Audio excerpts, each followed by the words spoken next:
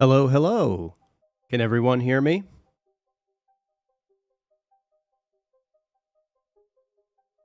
We're going to give just a couple of more minutes for everybody to come in.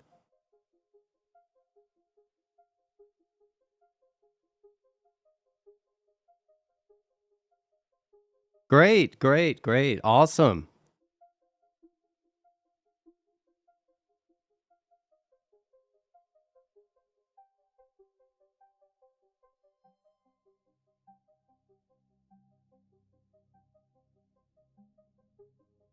All right. And how does my voice sound, everybody? Yes, this is my first live stream ever.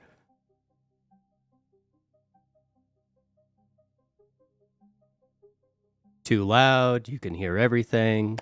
Just let me know.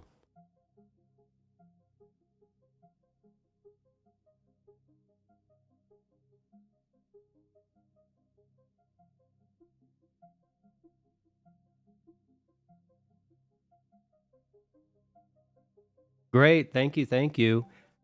Hello, welcome, and thank you for watching. The title says it all. I am calling all gaming solopreneurs.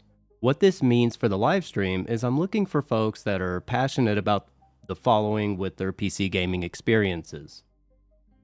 I'm looking for folks that are into dominating in-game markets, or solopreneurs.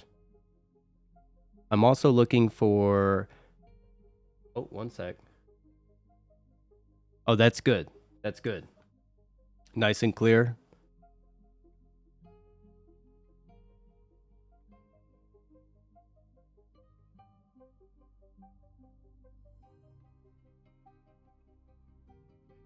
All right, so I'm looking for folks that are interested in dominating in-game markets or solopreneur or min-maxing gameplay, building bases regardless of the game, crafting exquisite gear, items, or cosmetics, automation, logistics, resource management, and exploration or emergent gameplay or simulation.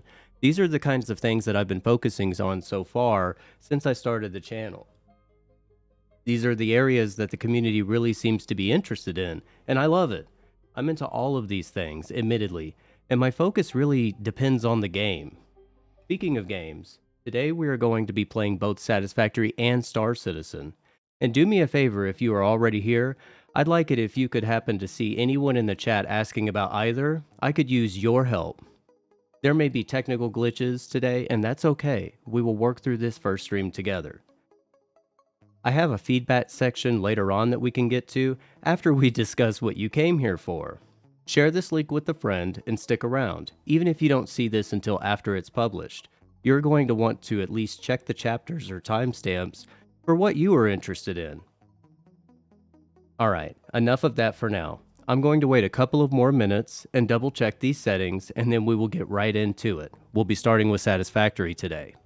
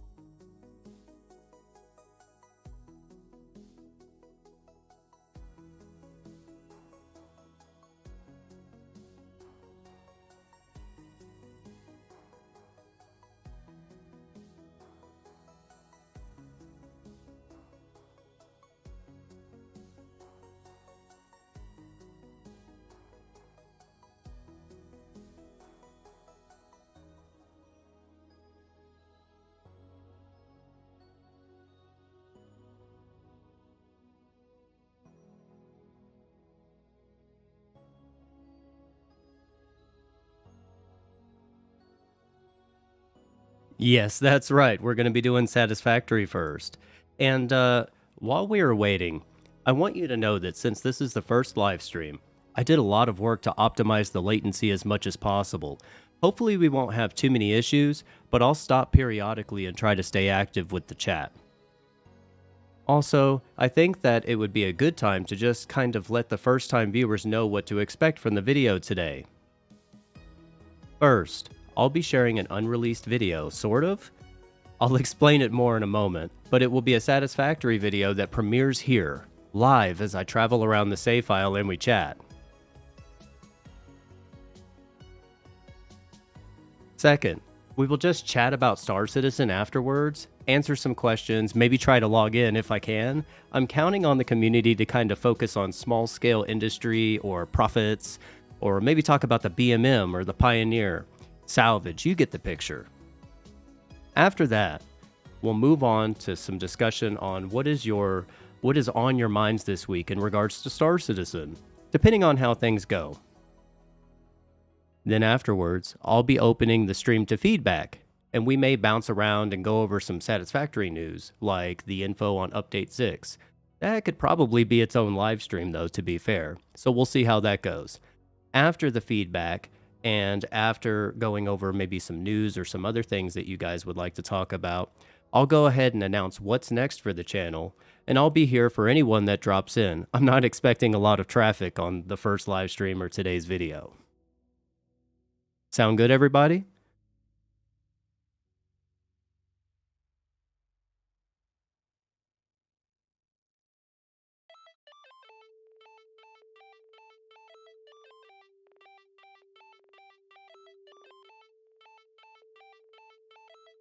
Alrighty, so let me go ahead and get Satisfactory started up here.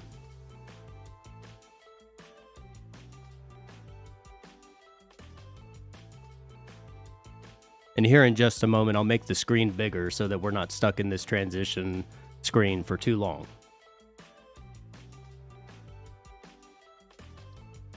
I hope everybody can see this.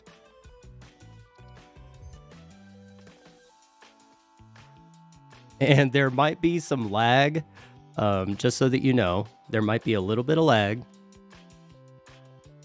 At certain points where I walk around in the save, there will be points where the game will just kind of hang for a few seconds. I think it might be because of autosave, but I went ahead and increased the autosave interval so that hopefully it's not too choppy.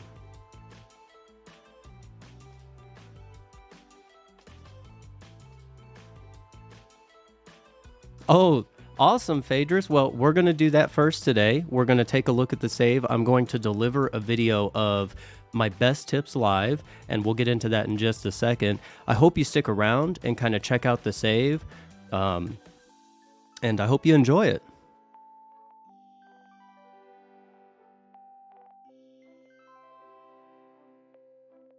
While the game is like slowly loading in, I want to thank you all for being here and showing your support. This is awesome. This is awesome. I was super nervous, and I've been working really hard all week to get this started up. There we go. We're loaded in.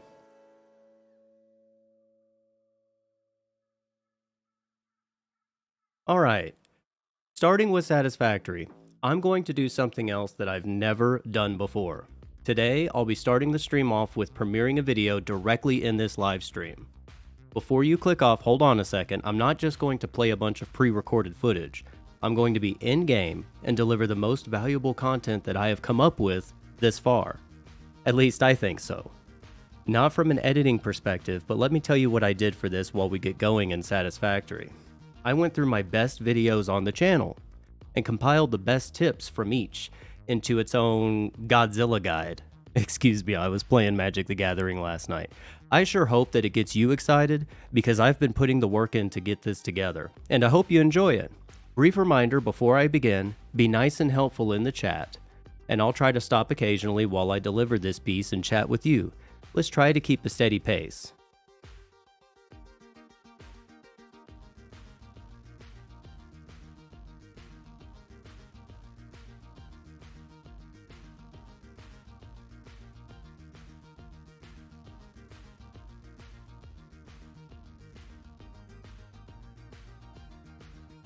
Alrighty, here we go.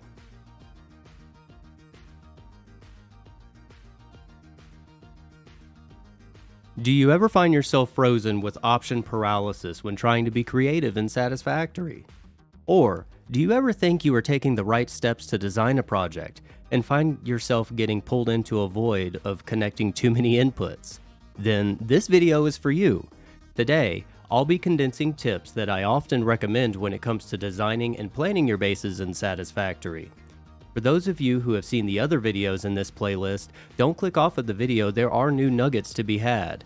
let's go over the best aesthetic and planning strategies I have to share with you today. So take a break on Fix-It's dime, switch your build tool for your favorite coffee mug, and snuggle your favorite doggo. Because you need to hear this condensed guide starting right now. And I'm going to go ahead and remove the HUD. Actually, I'm going to pull this guy out. Oh. Here we go. Let's go ahead and find a nice spot to hang out real quick.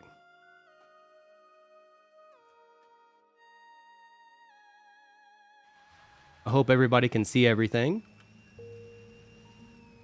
The first few tips are pretty general and more of a mental checklist when you are playing. This video has all game in the title after all, or at least the script does. Some tips will have more priority over others, depending on where you are in your playthrough. You see how I'm trying to do this and drive at the same time? Kind of take a look over here. This right here is the nuclear power plant. Oh yeah, the rubber banding is real right now. I'll keep working on the settings. We'll just kind of stop here for a second so I can check everything, and we'll keep going here.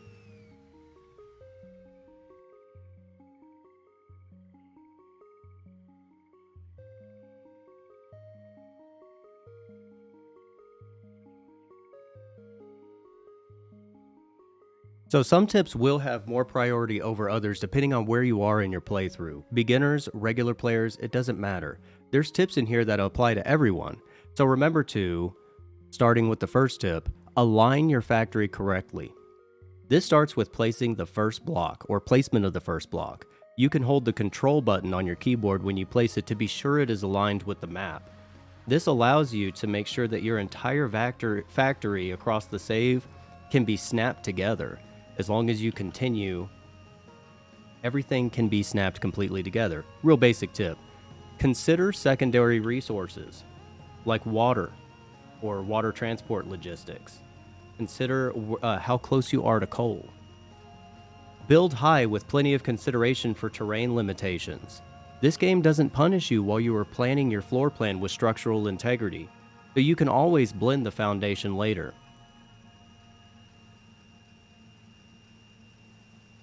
That second floor right now on the power plant is empty because I went ahead and planned for expansion later. Once we get it a little bit more to where we're going, I'll go ahead and hop onto a train here so that we can have a little bit smoother of a ride.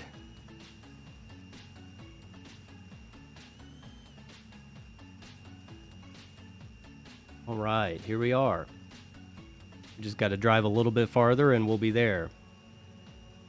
Most of these lines here are for the nuclear power plant.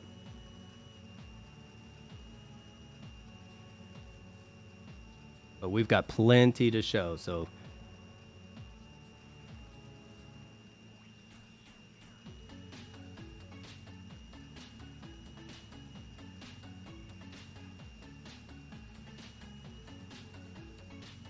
and I think what we're going to do here is we're going to take this little ramp that I made here. It's very steep, so this should be fun. Oh. All right, let's just kind of hang out here for a second and continue. This should be a nice spot for a second. In today's video, you'll see some updates to the roads and the train hub that I have been working on, but we will be moving around throughout the map for various examples, as you can see. I don't want to just show the train hub and road. I want to show the whole map. I kind of want you to be able to get a deeper experience than the edited videos that you usually get. Consider creating a workshop area that only produces materials necessary for structural construction. Foundations, components for pillars, beams, etc. These are great. If you look at this road system here,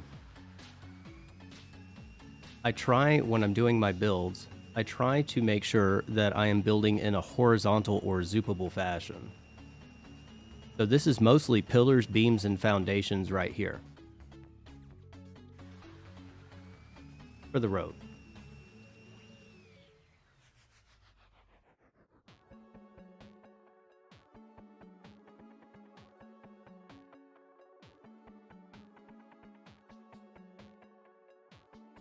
Another thing that you might want to consider is to create a workshop area that only produces materials necessary for structural construction. I just mentioned that a second ago. So also to combine with that, make sure that you don't sleep on the power of a standard bus. You can see detailed examples of this in some of the previous videos, but the standard bus really does help give you the full throughput that the current game has to offer, which the top that I'm aware of is 780 items per minute. Another tip that seems to be doing pretty well is don't forget to split your time between your smaller, normal tasks and your hog. If you haven't watched the channel before, the hog is the most time-sinking project that you know is going to take the most of your time while you were grinding up the tech tree. Oh, and also, let me go ahead and switch the page here, so that you can see it a little better and not on such a small screen there. Anyhow, getting back to splitting your normal tasks in the hog. This tip really scales with whatever you need it for, even if it is just for one play session. Sometimes your hog might be working on something as big as the claw over here, this huge ingot smeltery that I created. Or sometimes the hog may actually be a hog like the power plant back there, where I actually built like a pig sign for the base itself. That nuclear power plant took me a long time playing this game in vanilla. And I'm thinking that I might be switching to modded later so that I can keep up with guides for you guys. I think that I've definitely earned my place on that. Another tip that, and this one is actually combined with a recent Satisfactory video from Coffee Stain, is to keep an eye on the update projections for terrain changes. We covered this in a previous video called Don't Build Here, You've Been Warned. To keep things moving, for those who haven't seen the video, I'll make sure I'll put the info card up after this uploads, but I'd recommend keeping an eye on this roadmap of the map that shows planned areas for terrain changes in the coming future. Not everyone has the desire or willpower to restart a save file every time the game updates, if it can be avoided. This is what I'm trying to help people with if they're that type of player. They want to build up long-term save files. If you like long-term huge save files, this tip is for you. And the tip specifically for the upcoming map changes is that over this ridge over here to the left is the Spire Coast, and that place is getting a huge uplift in the near future. And maybe we can take a look at that video later, or I'll make sure that I put a link to it.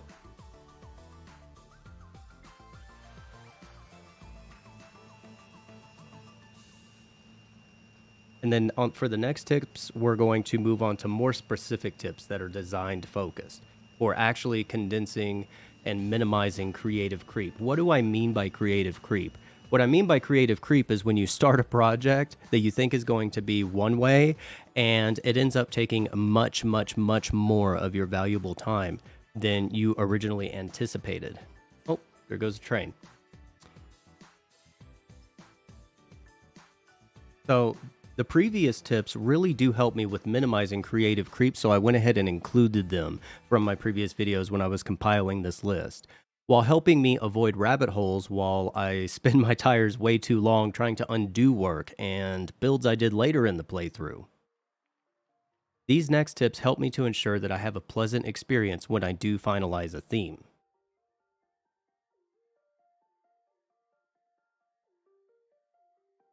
And really, these design tips really start with why I believe that you should wait to decorate.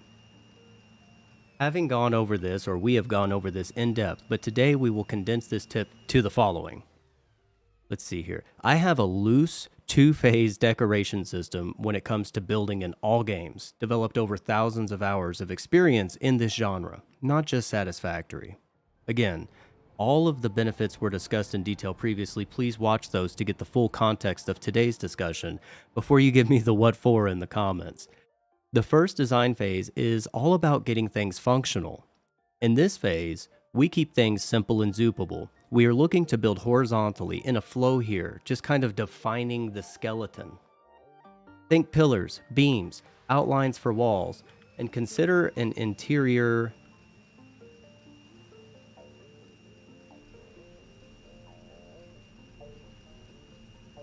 Oh, interesting, Fatal. Thank you.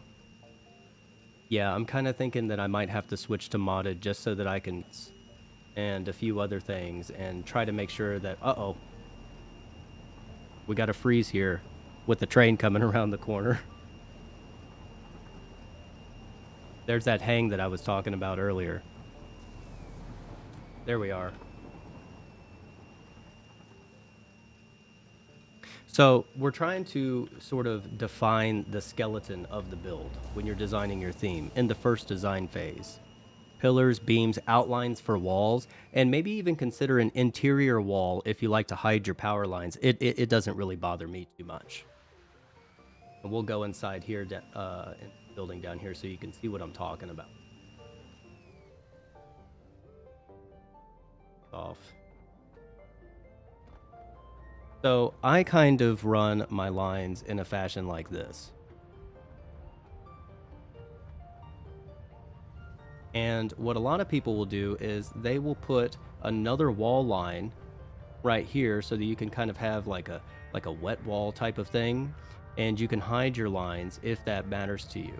But I think that these are clean enough for my purposes, and I really do try not to get too lost in the design phases so that I can keep building actual guides for you besides design. And here is probably the largest bust that I have on this playthrough so far. We'll just go ahead and take a look at this for a second.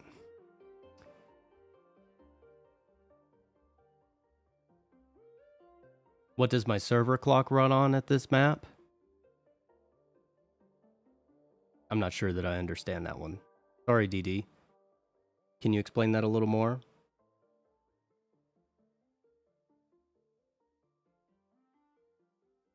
But yeah, when I do a playthrough, I play it vanilla, but now I went ahead and I got the Satisfactory mod manager, and I've got a couple of mods that aren't really, I mean, I guess they could be game breaking, but it's like a camera mod, a time of day mod and whatnot.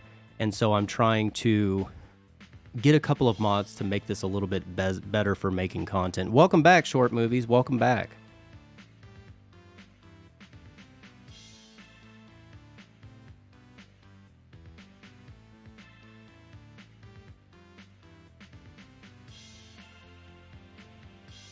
And also, the second phase, it's all about bringing out the theme. This is where we really decorate. By this point, I have a functional facility, know where its limits will be, have an idea of how I want to complete it, and then I get to work with what I call raw creation. This is where you can just freeform until your doggo drops, as I've said before, from boredom. This is where the theme is realized. I believe that if you wait to lose yourself in decoration until this phase, you will truly be minimizing creative creep, especially in reference to maximizing the most fun for the time that you put in. Something else that I've been recommending to players quite a bit is to experiment with your definition of walls and roofs. You can use all sorts of things for walls, even the small billboard signs. And in fact, let me go upstairs and I'll show you what I mean by walls and roofs. I actually kept the roof very, very simple. By the way, I haven't put any trim around the floors here yet to clean up these elevators here. Okay, so that's going to take a long time to walk up. So let's just kind of give you an idea of what I mean by roofs and walls and depth here.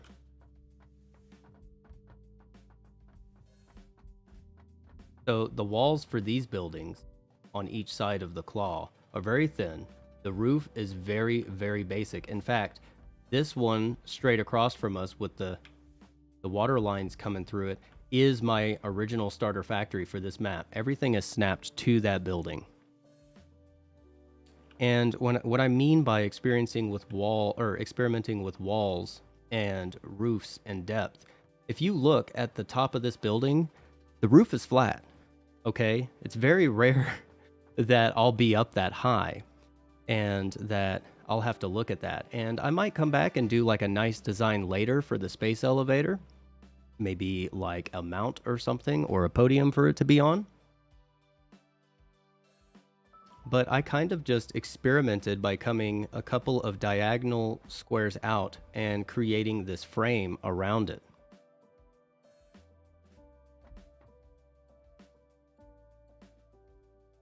So I guess the question is when you're experimenting with walls and barriers and roofs and whatnot to come up with your theme, a question that I would have for you is do you want an open look like in this video where I leave all of the guts open so that people or the audience can actually see? Or do you like to shoebox everything in? Or do you prefer to use a lot of glass? Personally, I am really enjoying the style that I've been using in this playthrough, and I think that this theme is really growing on me. And one more thing about roofs. For roofs, they usually come last in my playthroughs, or at least when I'm working on a facility. Sometimes they come after the second design phase, like with the hog power plant, because I kind of like to plan to come back and add another layer later a lot of times, like with the nuclear power plant guides. I think I like to keep things angular with my builds as well, very symmetrical and control click to be placed. This allows for some serious flexibility in the second or semi-final design pass. Also, I've found over time in building games that if you use multiple layers for roofs and walls, you start to bring out the true potential of the structure that you made. Plus, it gives some consideration to what I've recommended so far in this playlist. The most important, recommend to keep your structures angular if you want to maximize your limited time. You can always freestyle something crazy later on. That's why I keep my roof simple in the examples I show you, in case I need to increase power or double production of an alternate recipe. So let's go ahead and move on. Don't forget, while I'm thinking about it, to complete the Awesome Shop collection. And don't forget to experiment with lighting. There are tons of ways to mess with lighting in this game.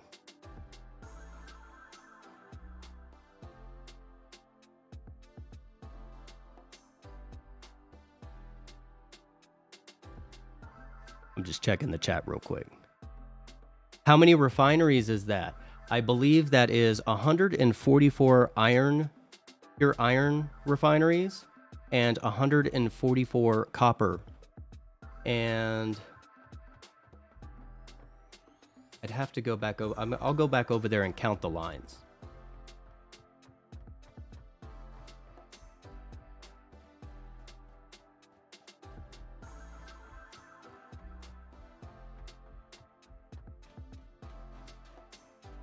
I usually do, Fatal. I usually do cover up my builds, but this is a completely new theme. And also, when I was coming back into this game and trying to set up this save to start the YouTube channel, I wasn't sure where the object limit would actually be. I wasn't sure at what point this game would cripple and buckle under its own weight. So I wanted to try to keep some of the building pieces down so that I wouldn't be in the middle of trying to make a playlist and then hit a dead stop as far as performance. So let's see.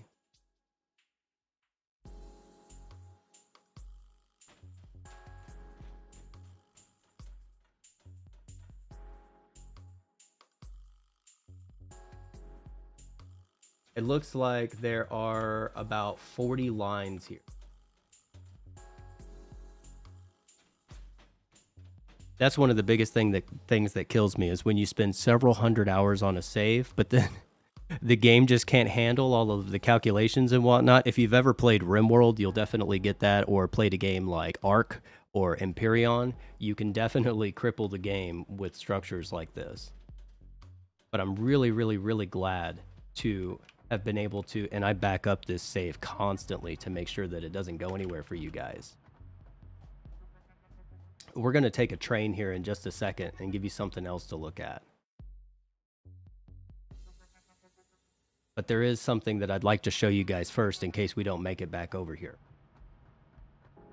I'd like to show you the starter factory. The one I actually progressed through the tiers on. And while I was progressing through that, I was building this. I built this over time. Hopefully, it's not too bad trying to get over there.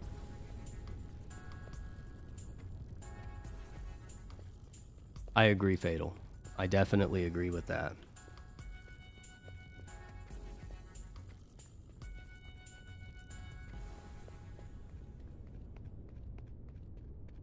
And getting back to lighting while we're running over there, I placed them all over to try to get some crazy effects and whatnot. I'll be sure to show some of the examples throughout today on what I did with lighting, but I really do try to keep the lighting to a minimum. So most of my lighting is just on my highway. There's a good undershot of the my modular highways right now.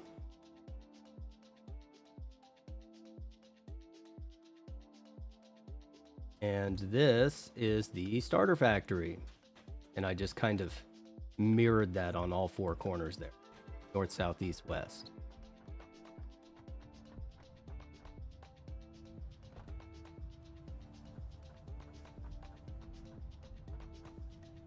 This is literally where I relearned the game, starting with Update 5.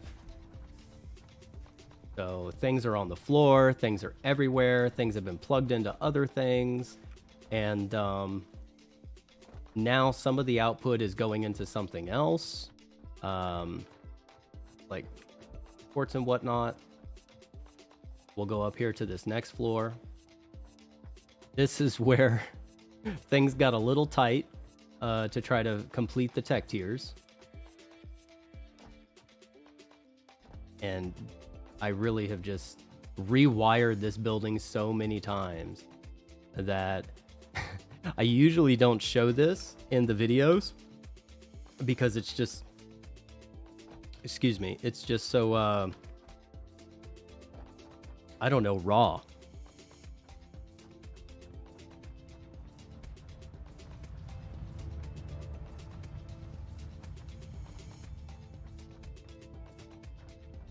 And then here's where now initially this structure was placed on the ground before I built this. But yeah, so this is the starter building. And I'll show you my dirty little secret for those of you that are in the live stream. I can't see who's all here at the moment, but I guess 3 screens isn't enough. I understand now, I guess, why people live stream with 2 PCs. But I'm going to go downstairs and I'm going to show you my dirty little secret that helped push me through while I was getting my coal power plants up to start.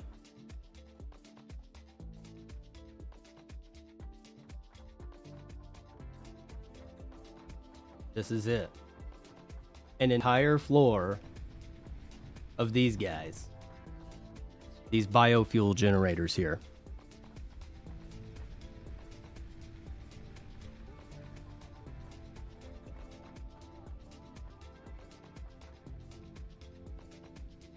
There we are. So this is my dirty little secret down here, is all of these biogenerators. It's a lot.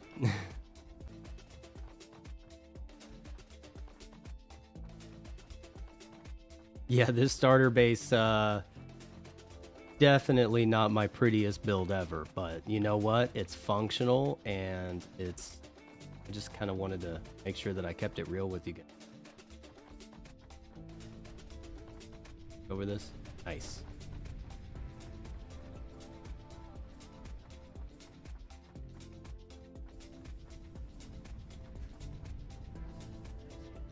And we can try to go inside of the nuclear power plant later if you guys can deal with the...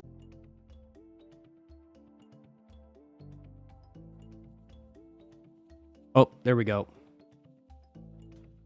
Here's my one pretty glass panel. I really, in a lot of these types of games, the glass reflections really impacts the save when you have too much of it. but I just could not resist. And I do have that one pipe poking out right now. I know.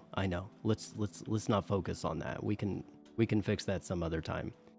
But yeah, I really do like the look of all these pipes just kind of going in different directions. And yeah, I'm definitely not in a hurry to redo some pipes. That's for sure. It works. We're gonna head back, hop on a train, go up to the train hub, and then probably hop on another train to go to the other areas. Will I ever publish like a save file so that others can play it on their PC? I would definitely consider that. And that's a really good question. I really don't see why that would be an issue at all. I'd probably want to go ahead and save it before I start doing a bunch of mod stuff to it, and make sure that you get a vanilla save that's kind of at a launching point, if you guys would be interested in something like that. This is just kind of like a sorter buffer room for the output of the claw over here. This entire building is nothing more than a buffer room.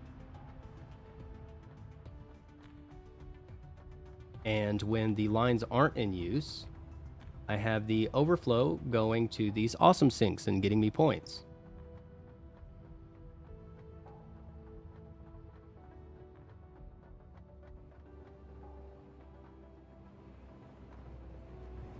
Okay, I'll definitely keep that in mind.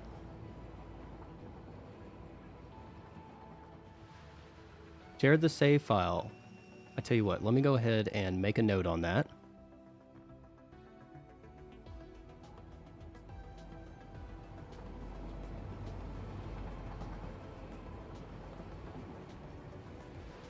Oh, and there's some more lighting that I used for this smaller train hub down here. And seriously, when it comes to lighting, I usually do lighting as the last steps of my builds. I'm one of those heathens that just turns up the brightness or the gamma, or just deals with the darkness and that immersion factor while going through the playthrough. Lighting is always last because I want the satisfaction of lighting a build when it is finished, or at least functional. Maybe I'm weird for that. Let me know in the chat or the comments. For example, when do you place your lights and bases?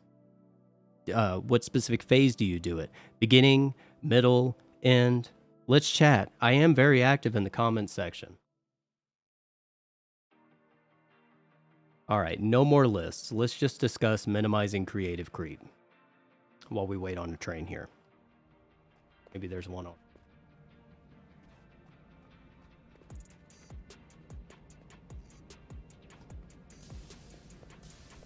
Hey, I need a ride today. Let's go.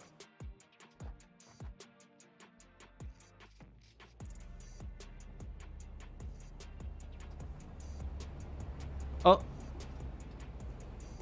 I guess I could have taken that one. That's okay.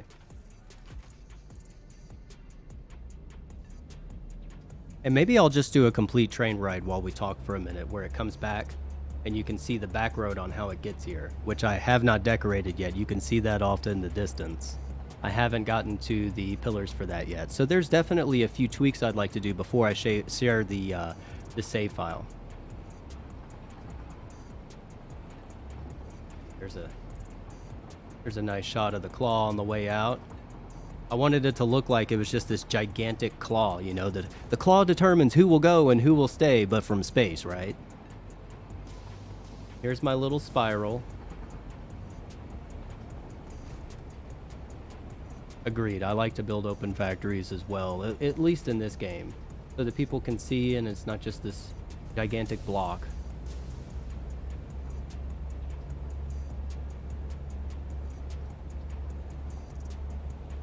And when it comes to minimizing creative creep, I think that one of the best ways to approach this is by booping that like button, okay? So that you can let me know that you want more Satisfactory videos. And this really isn't how you can maintain scope or minimize creep, but booping that like button really does help me determine if you are getting the content that you really want, and helps the channel show up for people that may be interested in some Satisfactory in their YouTube feed. Seriously though, the list is actually over, but you should stick around because we aren't even close to done. We have the tips to minimize creep, but how, Fry? How do you apply these tips?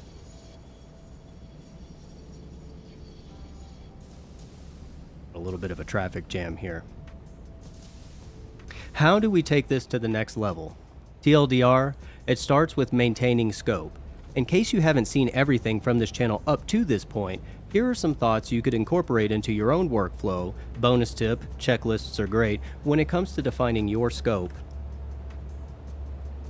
For a project, the decorative pass should be included in and considered even before you get your production lines up and going. No, I'm not saying you should limit your creativity or decorate as little as possible and focus solely on production efficiency. Not at all. I'm saying that if you're the kind of player who doesn't have a blank check for time, when it comes to your play sessions, I have some ways you can manage or minimize scope and creative creep.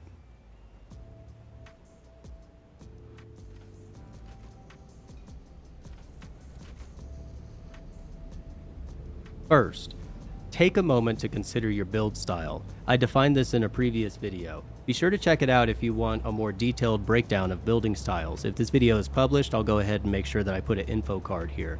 The 3 building style approaches I use when base building or in base building games and like Satisfactory are organic or ad hoc design, combined with a commitment to a shape, and also combined with raw production focus.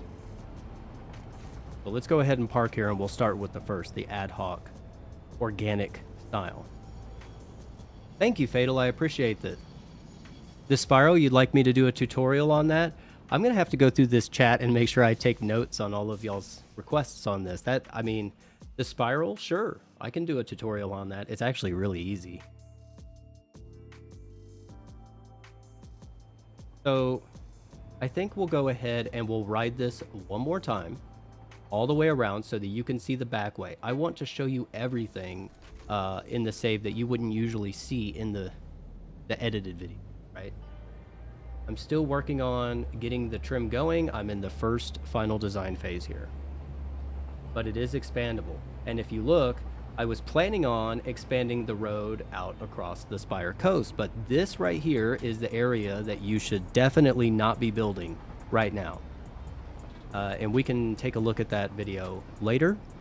They did another video this past week, I think it was, talking about update 6, and they showed the map again, but the map is in one of my previous videos titled "Don't Build Here, You've Been Warned" or something like that.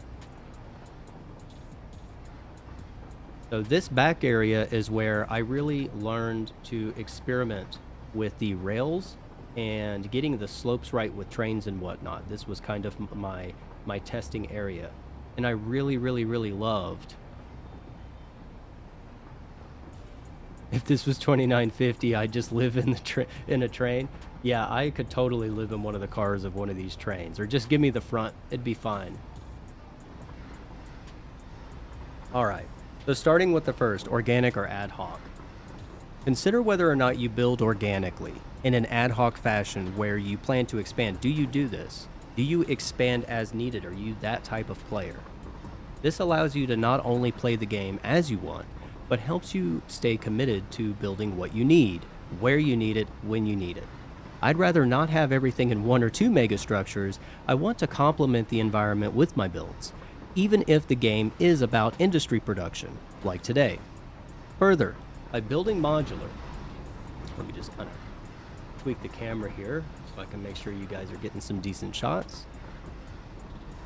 By building modular, I'm able to keep my footprint more realistic in terms of structures I end up with, which also helps inform my design choices later on when it's time to trim and paint.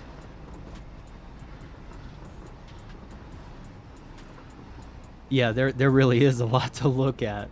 I hope you guys are enjoying it so far. My heart is beating out of my chest for this first live stream. It really is. I really love the trains on here. I really haven't done much with drones or trucks yet because between the standard buses and these trains, all of my needs are met and I have straight throughput. In fact, you know what? I'm really enjoying myself with you guys today. So here's what I'm going to do. I'm going to hop in front of this train and try not to get hit. And then I'm going to peek down here so that you can see this floor.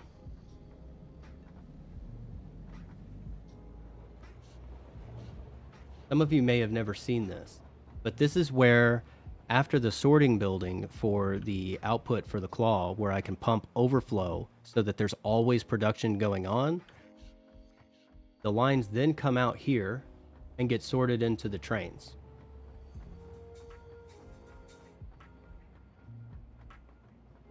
So I have a maximum of 6 train cars for the 780 belts. I have a maximum of 6 train cars for the iron, and I have 4 for copper because I was testing what was the ideal length with these 780 lines, the full bore lines. And when the game updates and I get a higher level of lines, I can just come back and I can upgrade these Mark Vs to whatever the next one is, and then I can go back, do a little bit of maths on the in-game calculator, and we can update it and tweak the clock speeds as needed. Now I got to run back over here so that we can catch a train. I really wanted to show you guys this subfloor here. And I know this isn't pretty, but it works.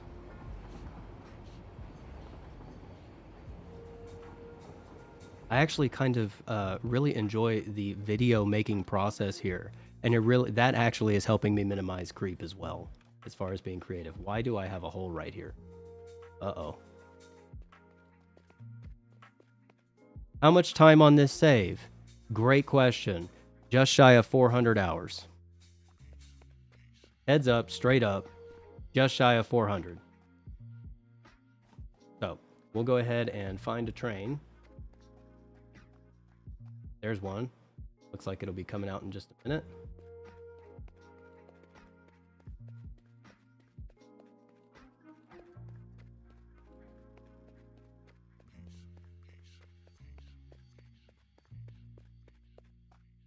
Come on, train.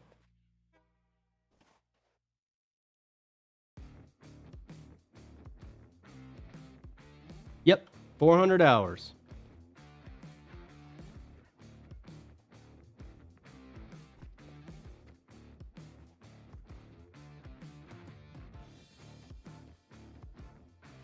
Train isn't stuck, is it? Shouldn't be.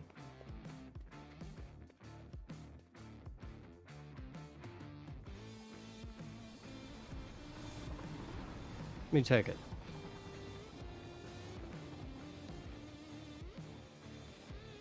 Interesting. I'll mess with it later. By the way, what do you guys think of the tunes that I pulled out for this?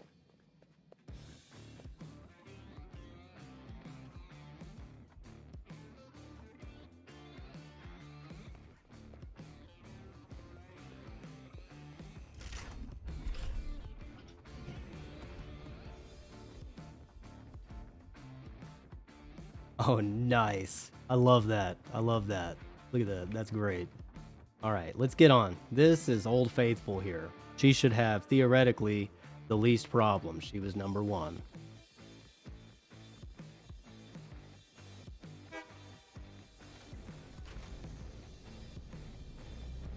And she's got 1 in her title there.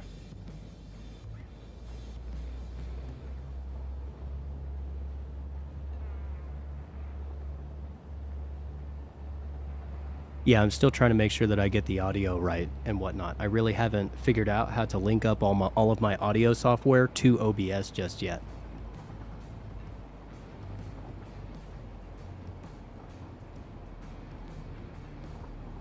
And if you notice, I have a lot of... Why can I not? I'm trying to Alt-Tab so that I can get back to my notes. So I hope there's not too much fluctuation on the screen.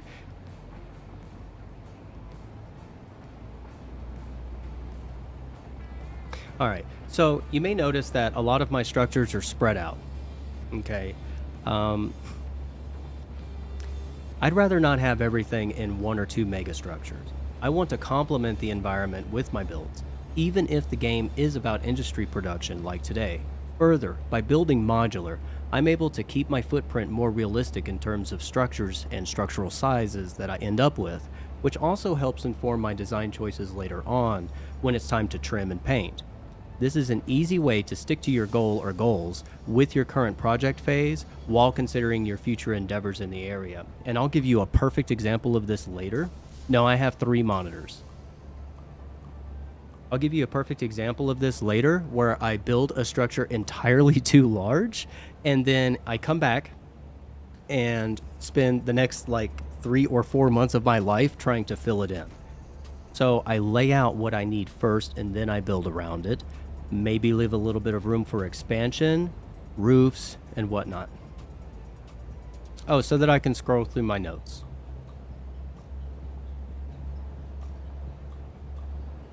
This is my first stream.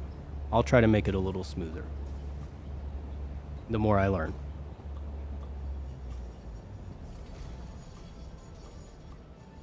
So continuing with minimizing scope and creative creep, let's discuss why I would ever recommend a commitment to a shape or the second style. I think to myself, or if you think to yourself, wouldn't that be cool if I could build a power plant actually at the water level over here? Or wouldn't it be awesome to see a skyscraper factory over in this spot? Okay, if you were thinking those types of questions, you are in the right frame of mind for that build style. Commit to a general shape or structural design and try to keep things angular. You can freeform and smooth cosmetic structural flare out later.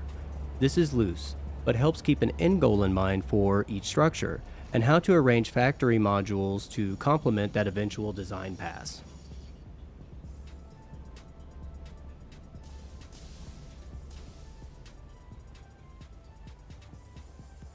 Finally, when considering your build style, or considering that your build style completely fits with considering your desire for production yields, when you focus on a particular level of production and get that in place, this helps not only design in the design process later in terms of rebuilding and expanding, but it also helps keep things organic. And in my opinion, that's where the fun comes in.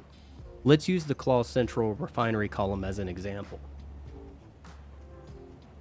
Okay, the center structure. I knew that I needed certain amount of refineries or a certain amount of refineries after using the in-game calculator early in the playthrough. Once I was able to build one refinery and determine the clearance, I designed the modules long before it was ready to even be turned on. I knew I needed 6 floors, 3 for copper and 3 for iron. I like the balance that employing these 3 build styles together produces. In Satisfactory specifically, I love how the third build style can be a bit rigid, but ends up producing some of the most organic, surprising results. When you're not actually building your game file or your game save based off of a spreadsheet output from one of the websites, you really never know what the end result is actually going to look like if you do it this way. And that adds a huge amount of suspense, excitement, motivation, and fun for me while I am working on it. So that's why you don't see super clean surgical perfection on the builds. Wow, we're racing, but the inner lane goes much faster. If you are interested in a tutorial for the spiral, one tip that you may want to know is, and I actually got this from a commenter on a previous video, the inside lanes do actually move faster. So I try to keep it no more than 2 lanes on a spiral. If you do a third lane, you might start seeing some throughput issues. Or you just need to make sure that you calculate that for like lower volume items that you want to transport by train.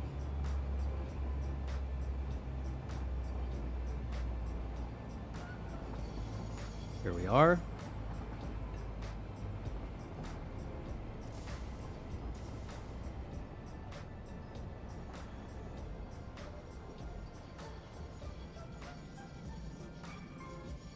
I'm gonna get out.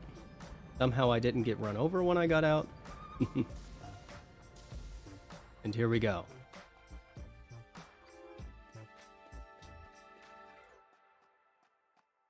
So this is the largest train hub that I have so far. There's 2 floors. And let me see. Did I seriously leave that down there? Oh no. All right, well, before we get that all figured out, because we need to get up there. Maybe I can just...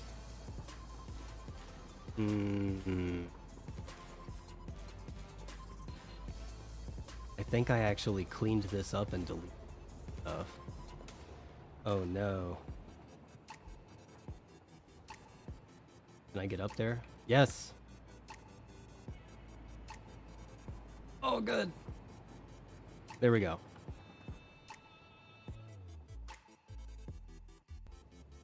Okay, now. Whoops.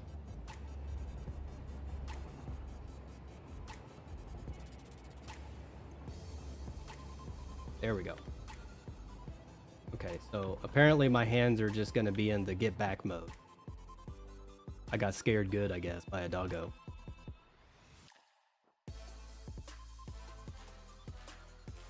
So we'll just wait on this train for now. And I'm going to take a look at the chat.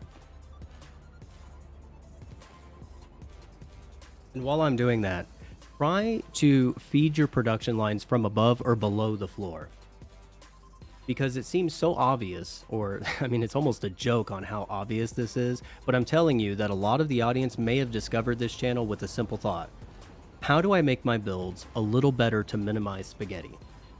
This is how, along with the elevated building techniques I often recommend with your roads, or the foundations or base floors of your bases. I try to keep things off the floor usually to enable easier traversal on the floor when making tweaks or overclocking later. This really helps inform me when designing my modules for various production requirements. Oh, here's our ride. Oh, I can't even run anymore. Fix it? Oh, it does.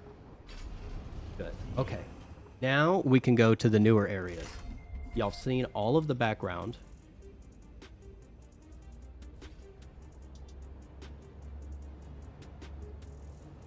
Or at least the original biome, the desert biome. You've seen the outside of the nuclear power plant, and we're going to go where all of this iron and copper is going to, which is more alternate recipes. The Claw Refinery is using an alternate recipe called pure iron and pure ingot. So what that's doing is it's taking water and the raw material to create ingots at a higher yield production. And then where we're going right now, where all of this is heading to, over there where that tiers 3 to 4 sign is, where all of this is heading to is where those alternate recipes with higher yields are getting snowballed even further for more alternate recipes for the guides that I've been doing on the channel.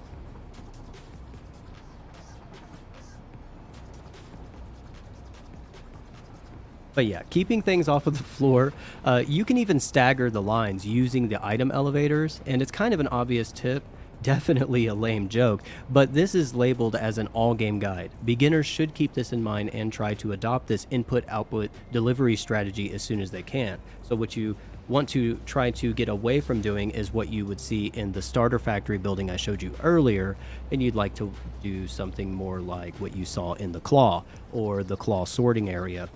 The output sorting area.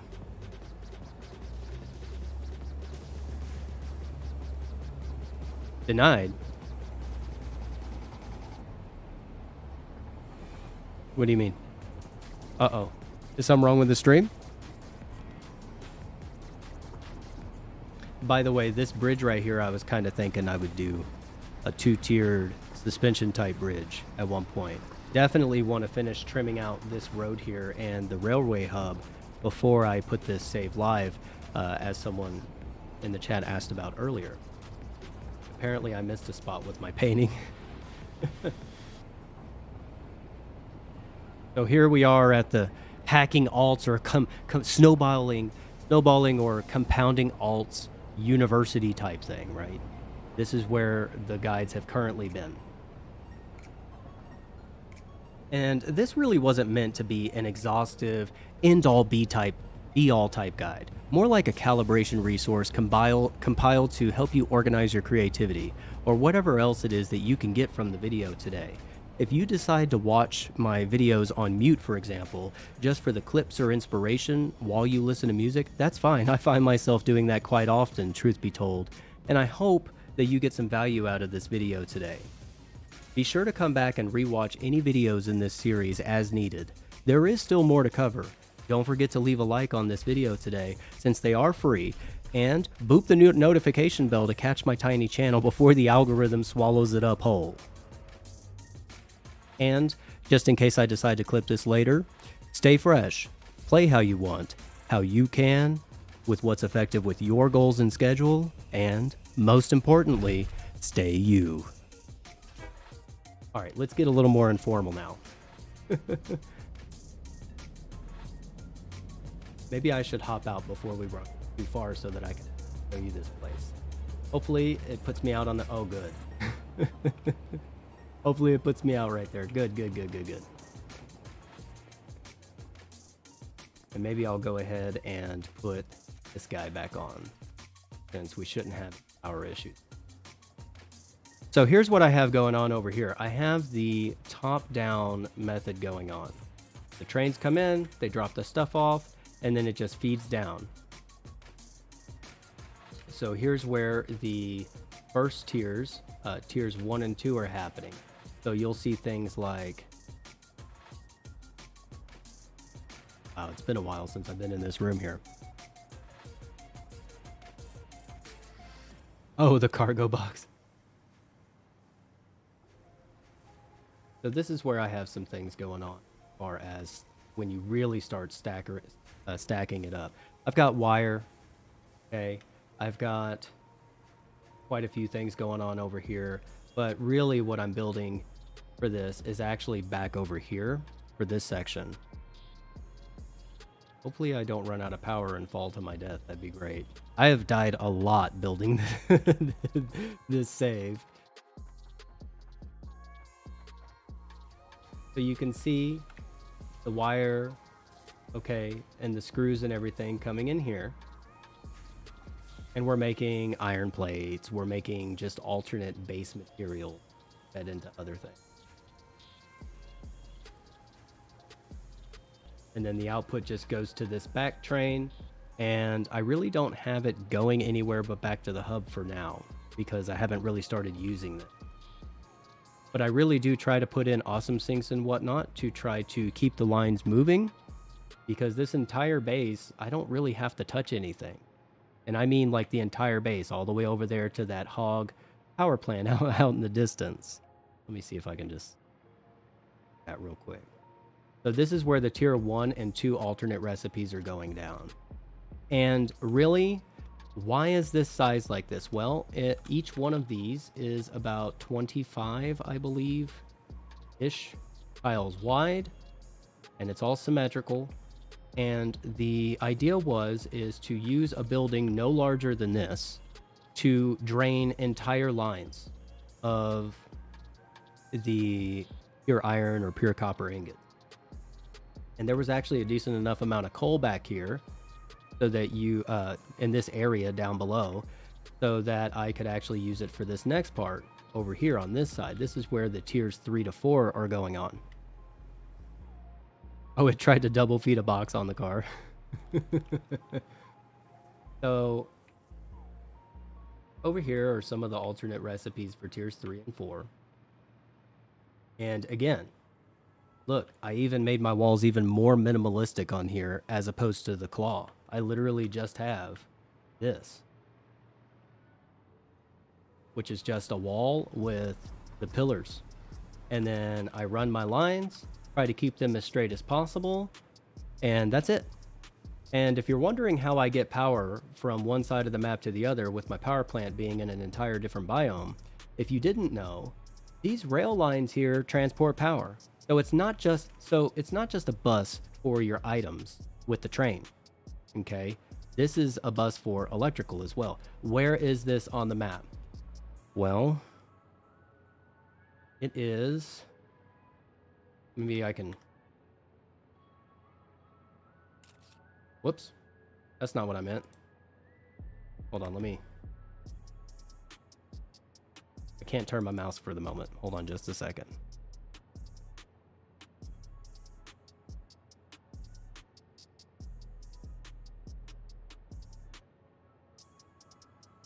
For some reason, I can't turn left or right. Whoops.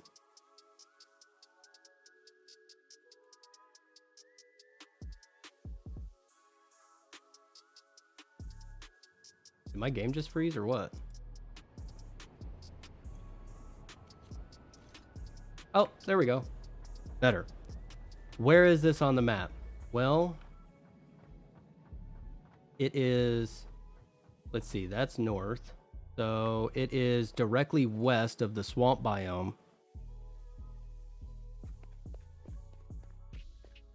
Is all the mining at ground level? The mining. As in like the coal? Yeah, if you look down here, I've got, if that's what you mean, I've got some coal lines down there. And then they just pump up. Let me put this back on. Hopefully it'll let me use. Where'd it go? There it is.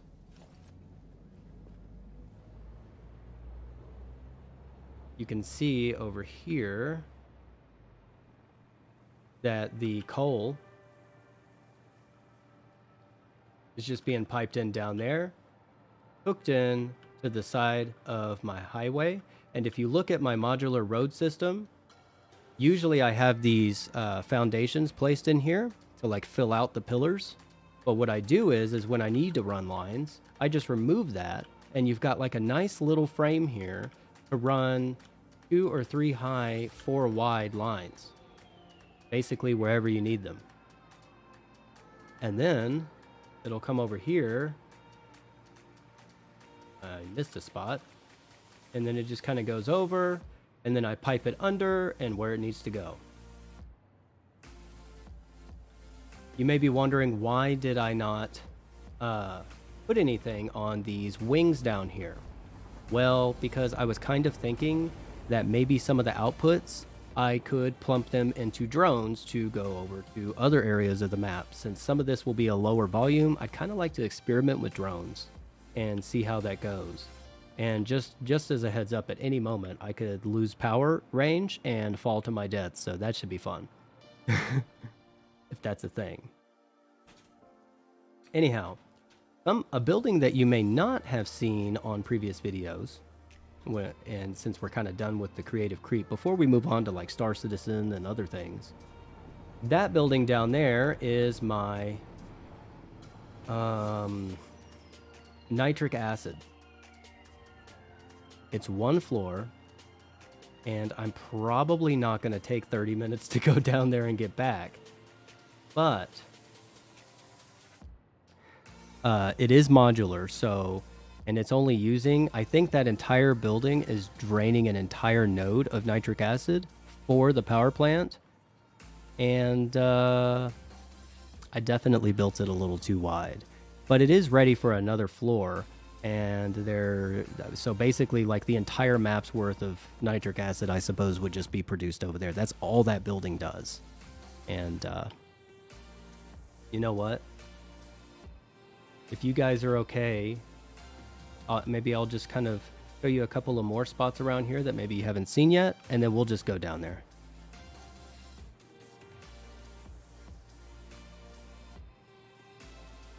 Oh, just hold space.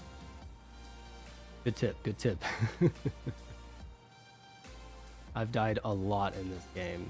And I'm kind of like a really twitchy player. That's why usually the videos are very edited. That's why I make the videos the way that I do and kind of show you shots of me walking around that are a little more catered, because I used to play a lot of shooters and my DPI is usually pretty high. And when I'm building, I really do a lot of jerking when I'm zooping and building and whatnot.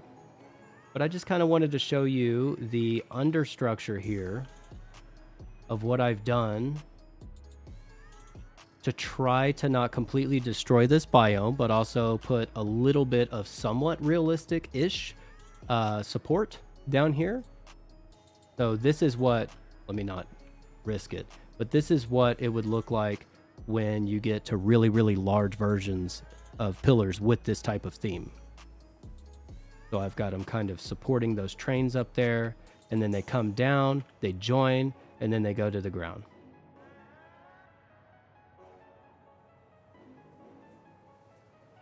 Yeah, I do a lot of jerking on Star Citizen. I could turn my DPI down, but when I'm playing, the Twitch movements don't really bother me too much. So this is kind of... Oh, thank you. Thank you. I appreciate that. So we'll go take a look at the nitric acid building real quick, because this really is the other main area. And that is probably, I think that's the final area. And I haven't shown that building since, I don't know, maybe my first 5 videos. And while we're doing that, I'm going to mute myself for just a second because I haven't drank any water this entire stream so far. I'm going to take a quick drink if that's okay.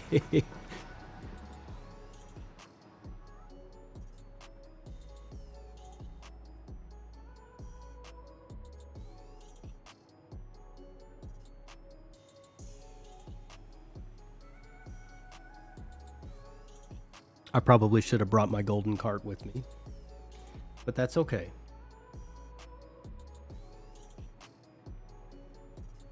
Anybody have any questions for me, just like in general, while we're walking down there? This will be the last area that I show. I haven't done pillars on this wing out here yet, but that, I mean, that won't take too.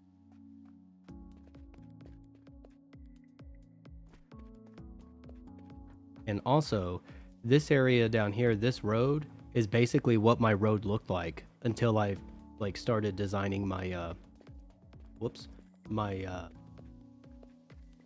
module for it. I had this road going all over the map to different areas I'd like to build. This is the crater, I believe, like a crater lake down there. I think that's what it's called.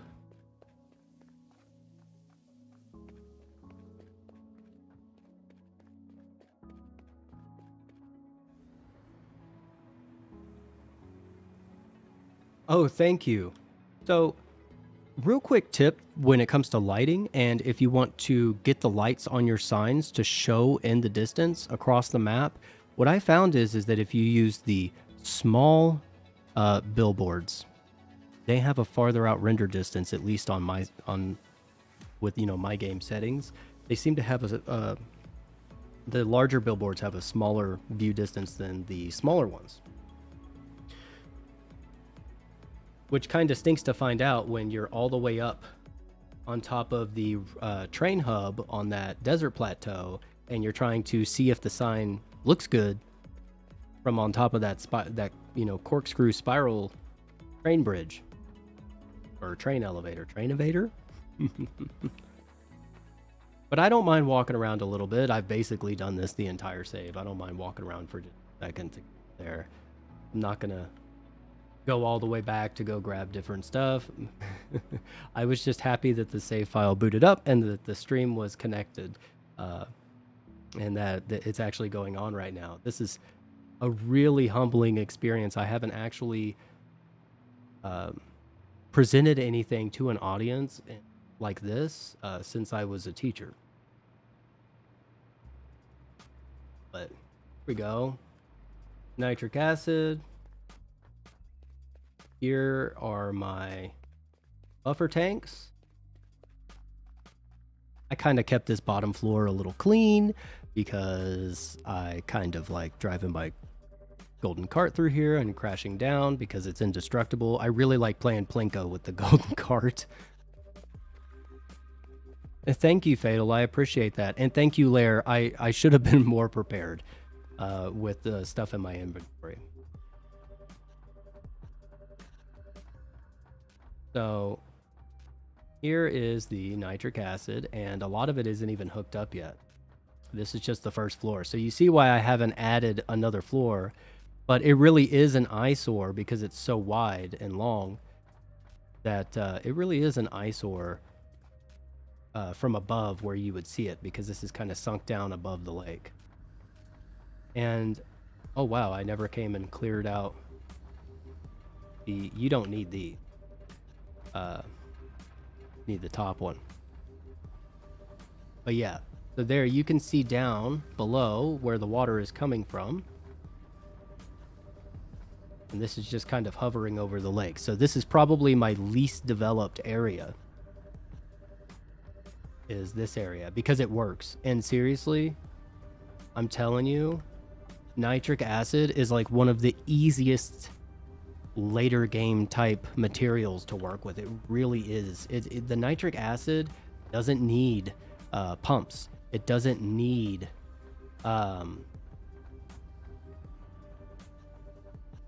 like headlift and whatnot. It just runs, I guess, because it's a gas. So it really is fun to work with this. Oh, anyhow, I will definitely, someone mentioned earlier, will I ever share the save file? I will definitely keep that in mind. I want to probably clean this area up a little more, finish the roads, and maybe doll up the mega train hub. I think that it'll hold 40 trains right now with those 2 floors. Yeah, 10 in front, 10 in back, and then times 2 because of the top floor. So I'd probably want to trim that out before I just release it and be like, here you go, it's 85% done. So what I'm going to do is I am going to, you know what, I'm just going to go ahead and switch out, because there's other things that I wanted to get to in the stream today. So I don't even think I'm going to save this.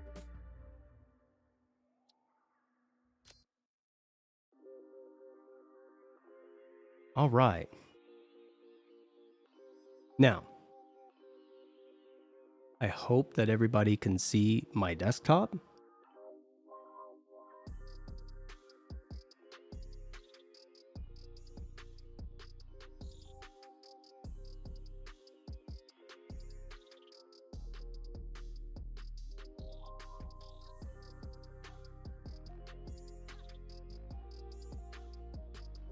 Go ahead and close this down. Not going anywhere, I'm just preparing here. Well, I am somewhat prepared.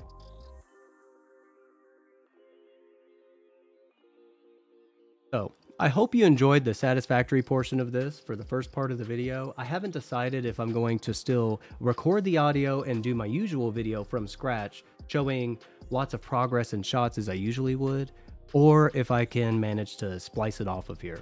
Hopefully, this wasn't too bad and it was enjoyable. Hopefully you learned a couple of things. Hopefully you got to see some of the corners and the nooks and crannies of the build that you wouldn't usually see in the video. I don't try to hide anything or anything like that, but I try to get like the best shots that I can.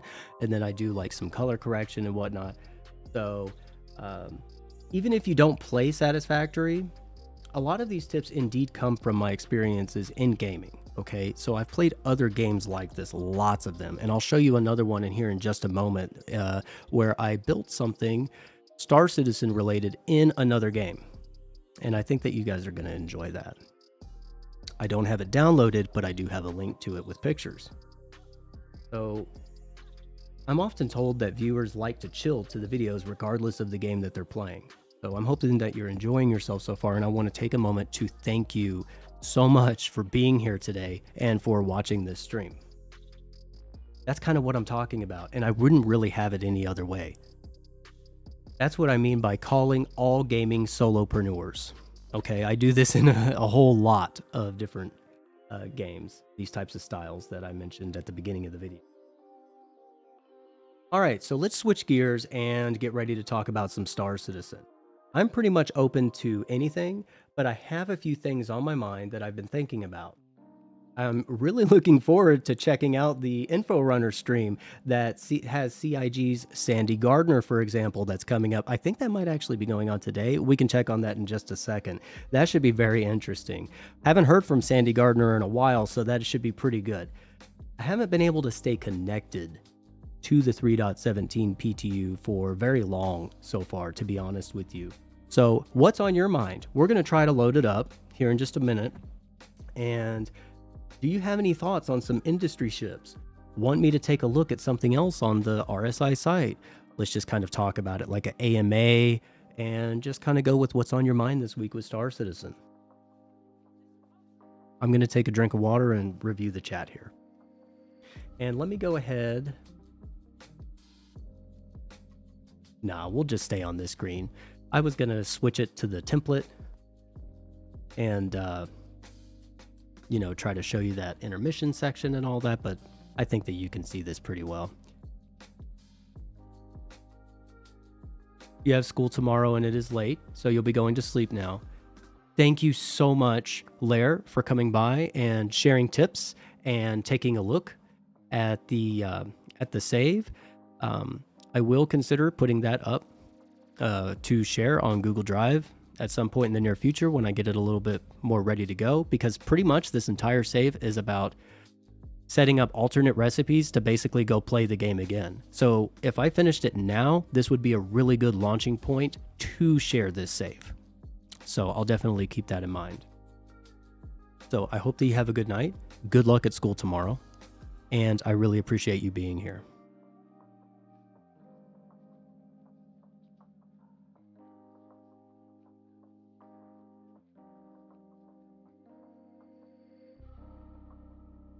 So, Info Runners are doing an interview with Sandy Gardner. Awesome. Okay. 3.17. I hear that the frame rates are supposed to be really good if you can stay connected. What are you guys thinking about with Star Citizen right now? Oh, I like this song. Yeah. Some of you may be wondering why I'm not showing my face on the stream today while I wait for some input from you guys on Star Citizen. Well, if you're still here, I'll keep it quick. With everything that I do and put into this channel and starting up this community, the one thing that is out of my control is changing my face or sharing my face, showing my face. Stick around, please, just for a minute. Let me explain. I mean it when I say that this is out of my control. There are reasons for why. However, I'm already working on a solution to this. I can't show my face, but I can be on camera. So I'll let your imagination run wild on the options for this that I have already have a lead on. Shout out to the community on this one, because one of you may actually be helping me with this project, leaving more time to focus on bringing you more value, more solopreneur guides and discussions.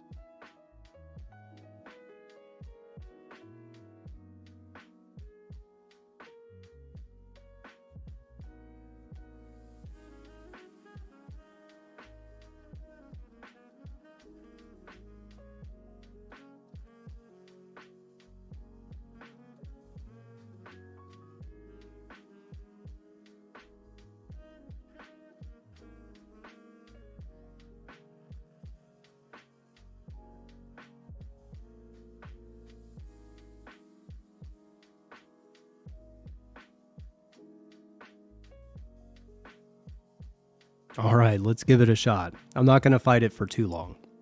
And yeah, I do have a rotating, a lot of my favorite screenshots I just kind of throw into a folder, and then I have them rotating on all my screens on the background here.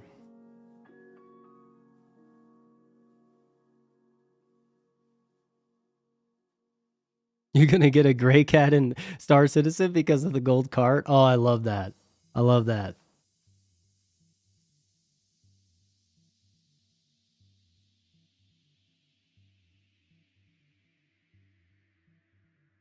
What do I think about 3.17? I think that it would be... face over IP. Good night.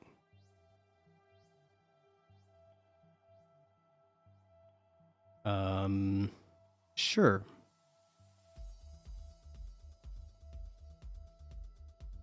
So what do I think about 3.17? I think that I'd like to be able to get into it for a little while so that I can actually do an actual refueling job with the Starfarer.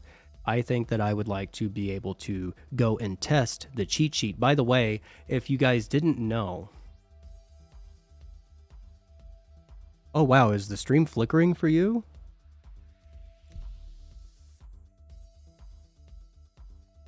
Looks like it stopped.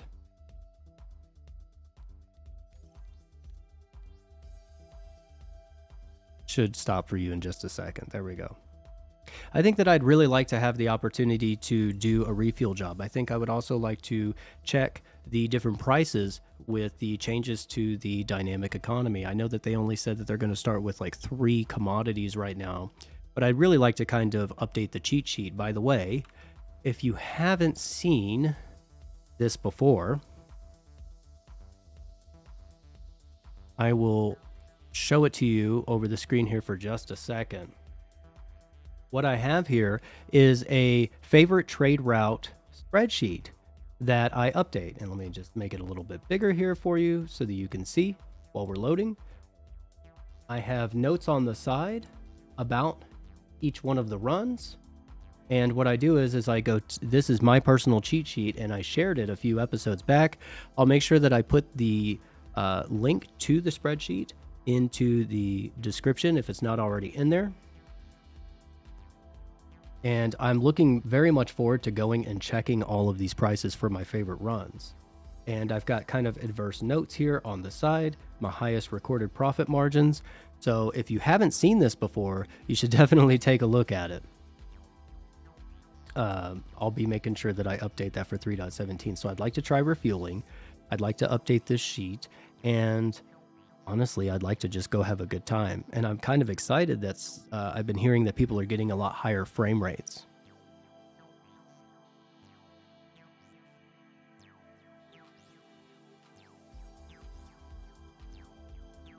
Yeah, the Quanta with those 3 commodities that they're going to test it out with. I am just the dynamic economy. I mean, the only thing that I would say that I'm more excited for than dynamic economy and, you know, the other hot topic things like server meshing. Okay, the other thing that I'm really excited for, or the most excited for, would probably be Rastar. That just don't even. Oh my goodness, I'm actually in. Okay, interesting. I made it in. I don't have any... Oh, I do have my clothes on still. Let me go ahead and take the audio down a little bit so that we kind of don't have too much noise going on here. Oh, there we go. Nice. But that's something that I'm definitely interested in looking into. And, I mean, I really don't need a reason to play Star Citizen. I love playing it.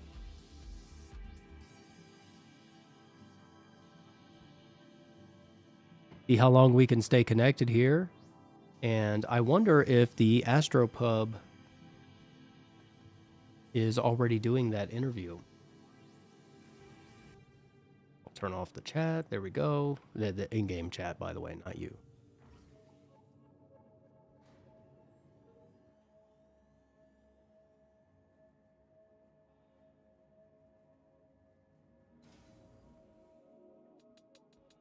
I hope so too. And I think that that's definitely going to be a thing. I mean, I don't work for them, but when you see what they're doing with the base systems and whatnot and the modules, and then if you ever have seen any of the concept stuff that the Astro Chronicles has done, I would imagine that there's definitely going to be some sort of storage option with your modular bases, right? You should be able to stockpile stuff so that when the price is right, then you can sell.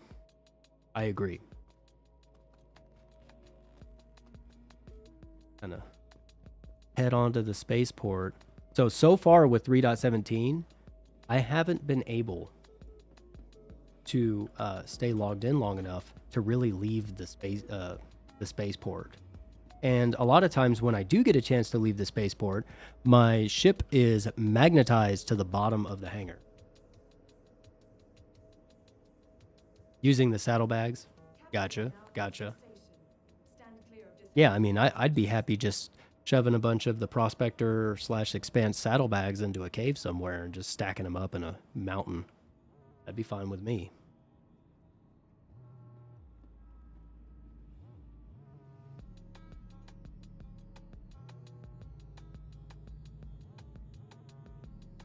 Oh, now we can take a nice little ride. This is my favorite Star Citizen helmet, by the way. The Parasite replica helmet. Because of the eye.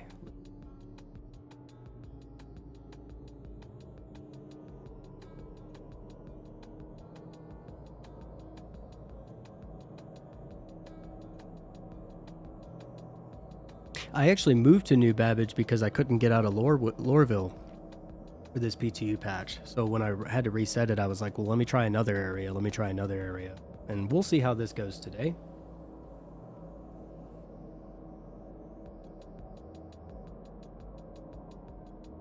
Oh, wow. Just look at that fog over the tree lines there.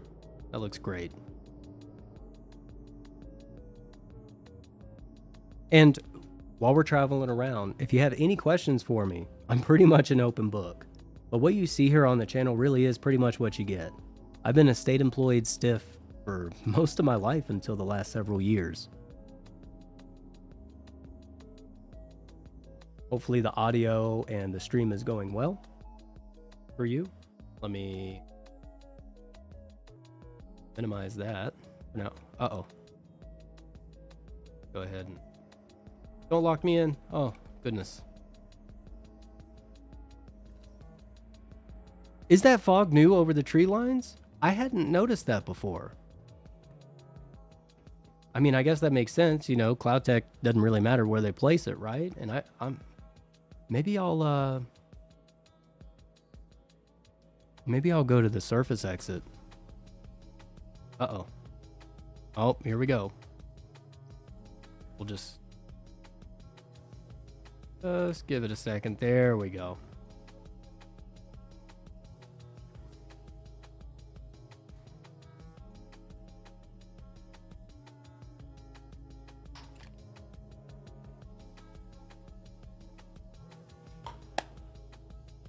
There we are.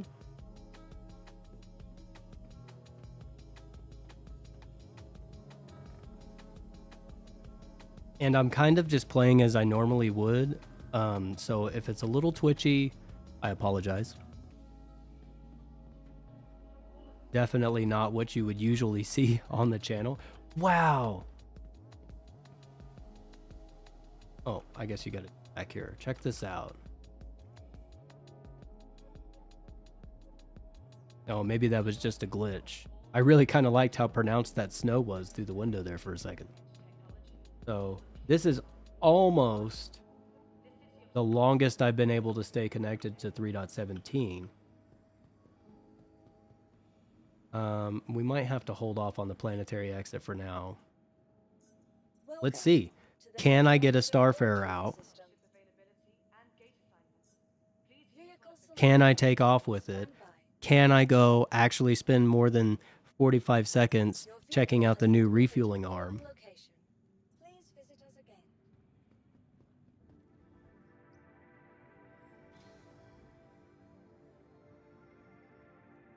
Huh? I'm not falling for that trick. That's happened to me too many times.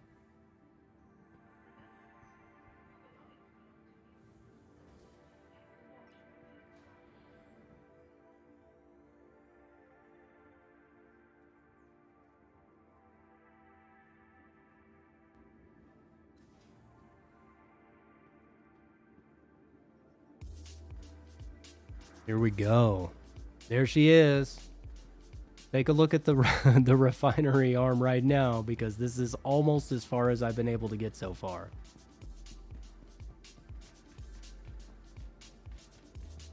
Here.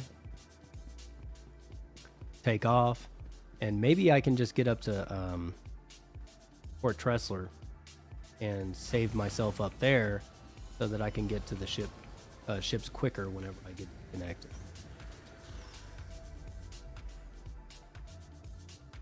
And one thing that you notice, 99% of the time, I always watch the door as it closes.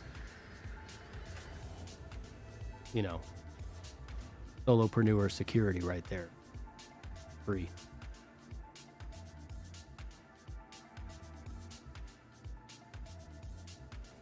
And I'm not sure if anybody has joined the stream, but if you have, welcome. Welcome to the fried industry that we are supposedly all a part of. Welcome to the first stream.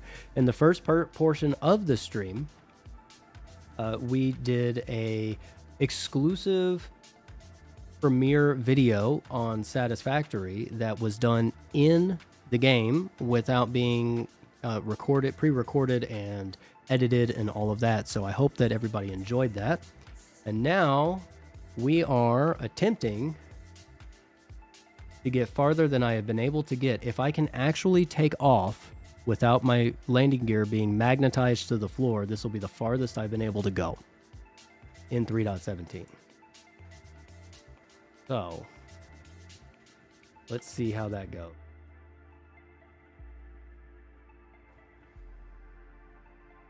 Oh, not moving. If I can wiggle her. Oh, there she goes. There she goes. Oh, slow down, baby. Go ahead and straighten back out. Good, good, good, good, good, good. Good. Down a little bit. Right. Here we go. Finally get out of here.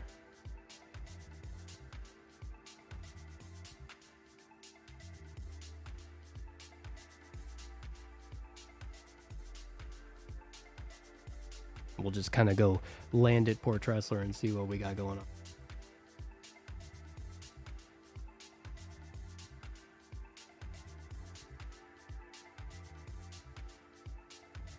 Loving it, loving it, loving it, loving it.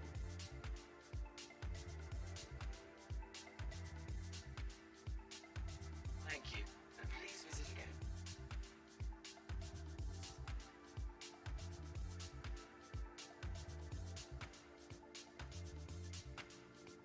So that I'm centered. Yeah. So this is the farthest I have gotten in 3.17, so I'm just as excited and anxious as you guys are.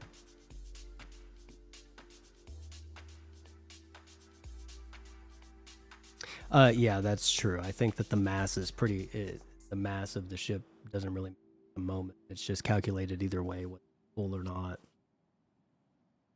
We'll go ahead and speed up a little.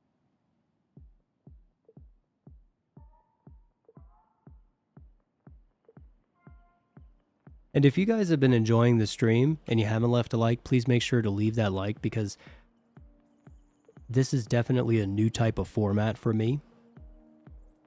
And I really don't know if the community really wants live streams or if they appreciate the completely minimal fluff videos that I've been doing so far, and that's what they want. But I've definitely put a lot of work into setting up this live stream. In fact, while we are traveling, what I'll do is I'd like to show you. Oh, thank you, Phaedrus, and thank you, Fatal. I really appreciate you guys sticking around and hanging out. I'm gonna call. Oh, wait. Whoops. It's a little distracting to try to talk and do this at once. I usually actually do this very solo. So I'm not trying to be derpy and act like I've never played. I have played this game before, I promise. And usually I start my quantum as I'm in the hangar, of course. So I'll go ahead and bring her to bear here.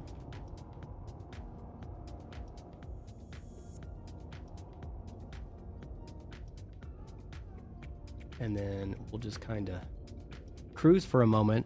And I am going to switch screens for just a moment because I'd really like to show it to you guys if that's okay.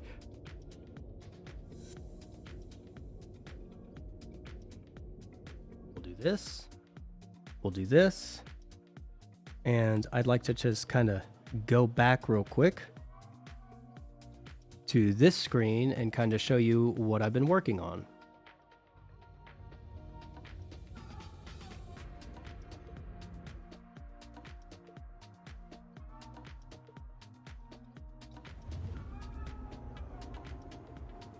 And we'll check the frame rate in just a minute.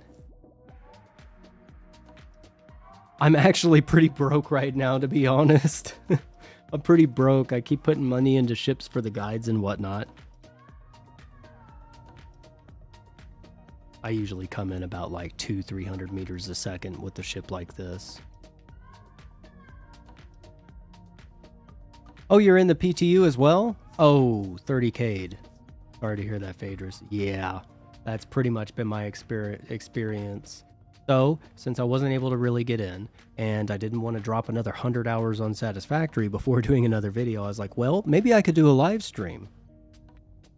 You know, so I've been working on setting that up. So you should be able to see right now the graphics and whatnot for the stream. We'll go ahead and turn it off. We don't.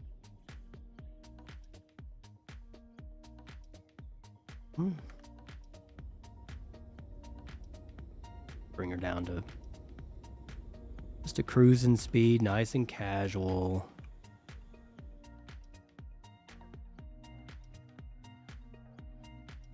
Beautiful. Beautiful. Yeah, feel free to use that cheat sheet. Feel free to use that. Absolutely. That's what it's there for. And if you guys ever find something, don't be afraid to leave me a note on that. Go ahead and call poor Tressler. Slide on in. Please proceed to sign. So seriously, what we just did together on the stream is legit. As far as I've been able to go, I've been trying to get up to a spaceport of any kind desperately so that I can get on the go quicker. And then we'll just go ahead and kind of bring on in. You love the idea of small scale industry. So do I. You know, a lot of people that play this game, they're the silent majority, right? They play when they can, how they can, with the time that they have. Okay. It really, really bothers me when people constantly put out all over the internet, you need to be in an org to be successful in this game. You need to run in group play. You need to do this. You don't need to do anything, in my opinion. You need to play how you enjoy and how you can. And if any of the games that I've shown you so far on the channel and other games that are coming up, we'll talk about that in a little bit.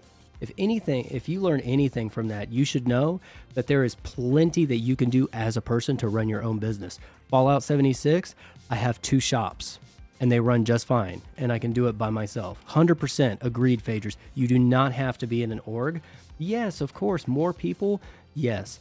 But also, I've been in a lot of orgs and not really had a lot of good experiences. Being a more PvE, non-pew-pew industry, manufacturing, trading kind of person, I have found that a lot of times when I'm in an org, they just want me to use my funds to pay to upgrade their hammerhead.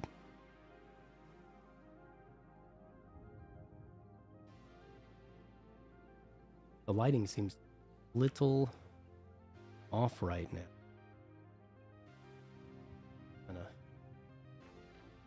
Come on in. Flip her around.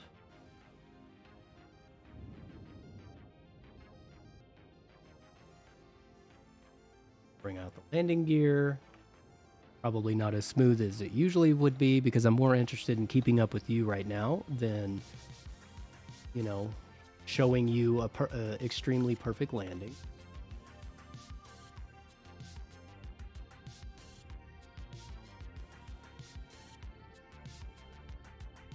Here. Yeah. And I can't tell you how many caterpillars I've bought for people. Getting a little bit of visual weirdness going on here with the graphics rendering.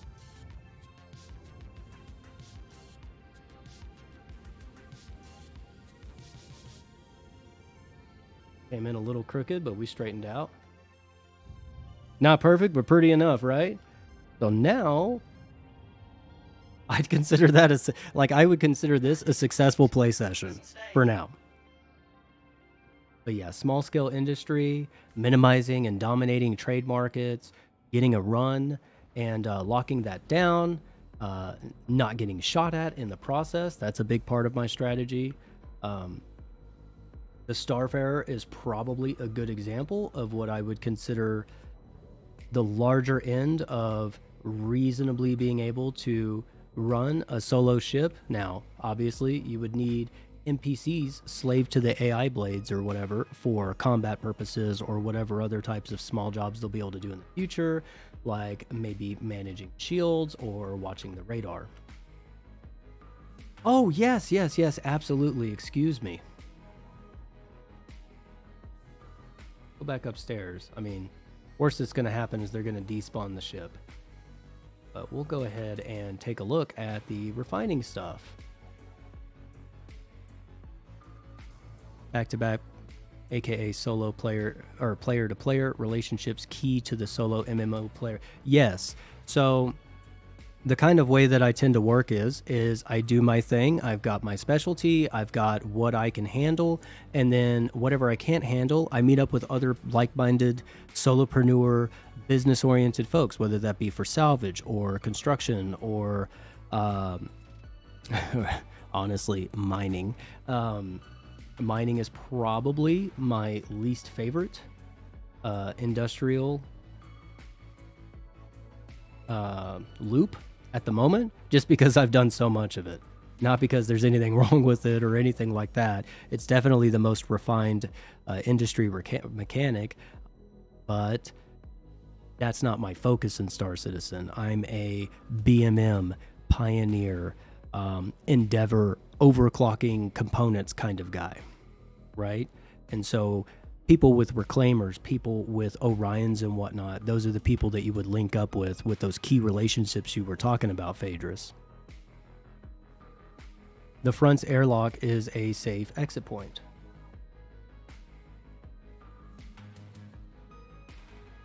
Which one? This one?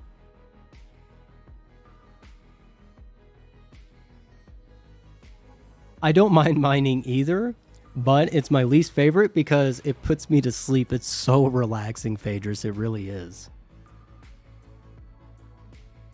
Let's just kind of take a look here, give you a look at the console.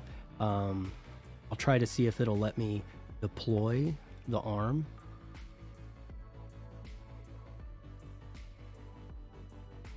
And so we have the in and we have the out, or open. We have close, so pretty much a ball valve here. We have detach. Can I click it? No, it won't let me click it in here. That'd be pretty funny though. So let's see what in looks like. And then maybe what we can do is it can see in vehicle maintenance services. All right, let's see. Use this app from your pilot seat. Oh. Then you can choose. Okay, so maybe I wonder if this will be in the refueling or I know that they published a little text guide on the website for the refueling mechanic. But let me go get in the pilot seat real quick before it despawns the ship. Yeah, I plan on hiring security as well. And Phaedrus, Fatal's good people. Fatal's good people. T.F.I approved.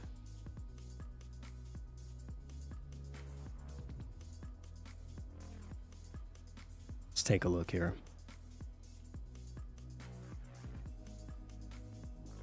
All right, let me try this app again and kind of see what's going on here. Okay, so restock. Oh, here we go. So it's got its own refuel, no service required, auto refuel hydrogen. Let's go ahead and do that. So do we, oh, it won't let me F4. Let me see if I can see if it's doing any. Let me see. If I can get a little. Don't see anything going on. Now, what I'd like to do is see if I can deploy the arm. But I wonder if you have to have a job to do that for now. Like if you have to have already accepted.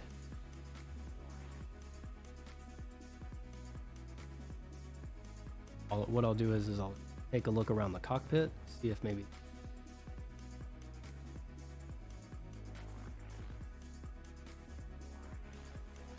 Doesn't appear like there is one. We'll go back there and take a look.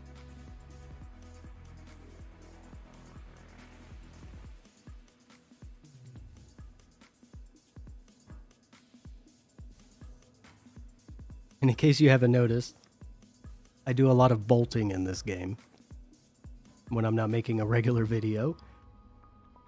Definitely twitchy, but I'm also trying to keep up. So in case that... So let's go down here and take a look and see if there's an option. Deploy this bad boy. Let's try just doing... or open. No. That's awesome that people are connecting in the chat. That's great. I appreciate that. That's awesome. Get folks together. They all run their own businesses. And actually, so here's the thing. I don't actually publicly on the channel advertise that I do have an org, but there is an org, Phaedrus, for that I have, and that's what it is. It's about business partnerships, right? Where you do your own thing, someone else does their own thing, and then what I have is I have this database that I've been building for the past couple of years. And this database is a ledger. It keeps track of business dealings for different partners that want to log them there, and it can build its own internal reputation system for people that are in the business partnership, and they're like, okay, well, I see this person here. They want to do a deal with me in the game. Has the org, you know, Frack is the org name. Fries, redesigns, acquisitions, curiosities, and kinship. And so you can, if someone's trying to do a business deal with you, the idea is you can go in there and check and see if there are any prior dealings from other of our business members with this player or this group, and you'll be able to find more information on that. So I have been working on a database for quite a while on this, but the org isn't really advertised. It's very small. It's never really meant to be big. So if that's something that you're interested in, you can take a look. It is called Frack, F-R-A-C-K, with a period in between each. It doesn't look like we're going to be able to open this bad boy unless we get a refuel call. And that could take an undisclosed amount. Who knows? Chamber of Commerce. Panel is behind the pilot seat. Should be able to deploy, but might not go so well in the hangar. Well, that's fine. I just now saw this, Phaedrus. Thank you for that. I'm over here derping. Uh-oh. The door's not open.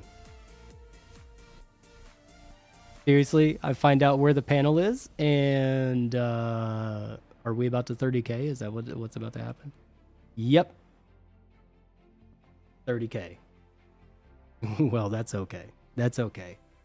Got a few more things to take a look at, a few more things to talk about, and 30K on your server as well.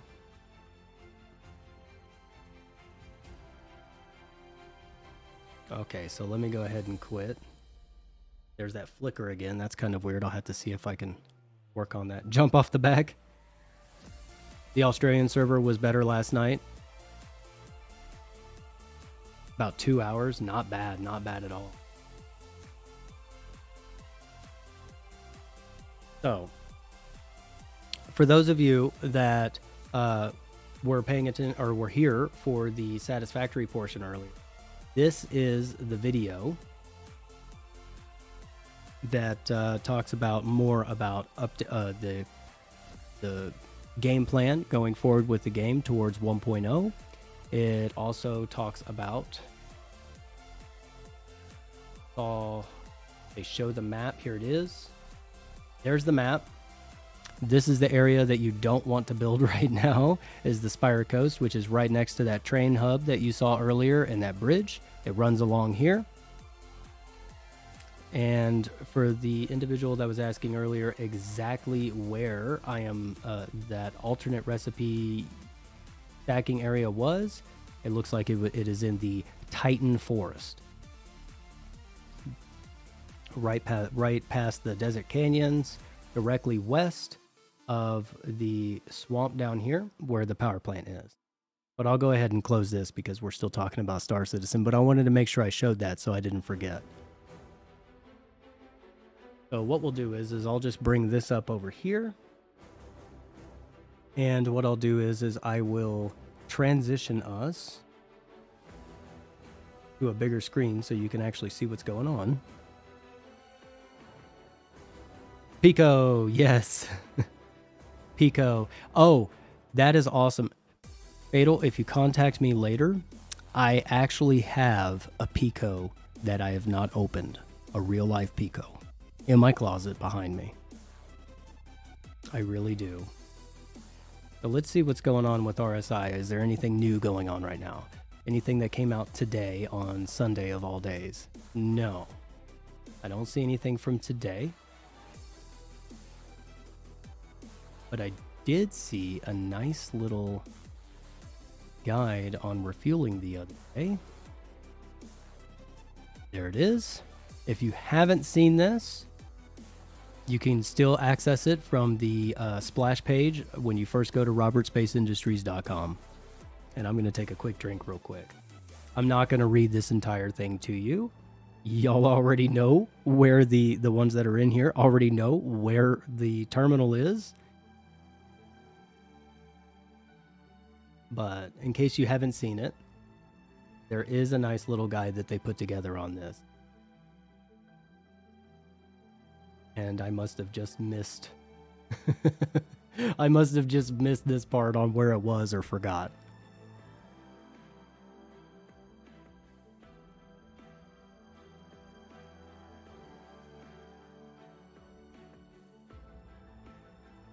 And there's one other thing I wanted to take a look at today while y'all are here. And that is... Oh, look at that! That's awesome. So... I'm kind of interested to see, as I saw the Astropub was going to do an interview. Andy Gardner.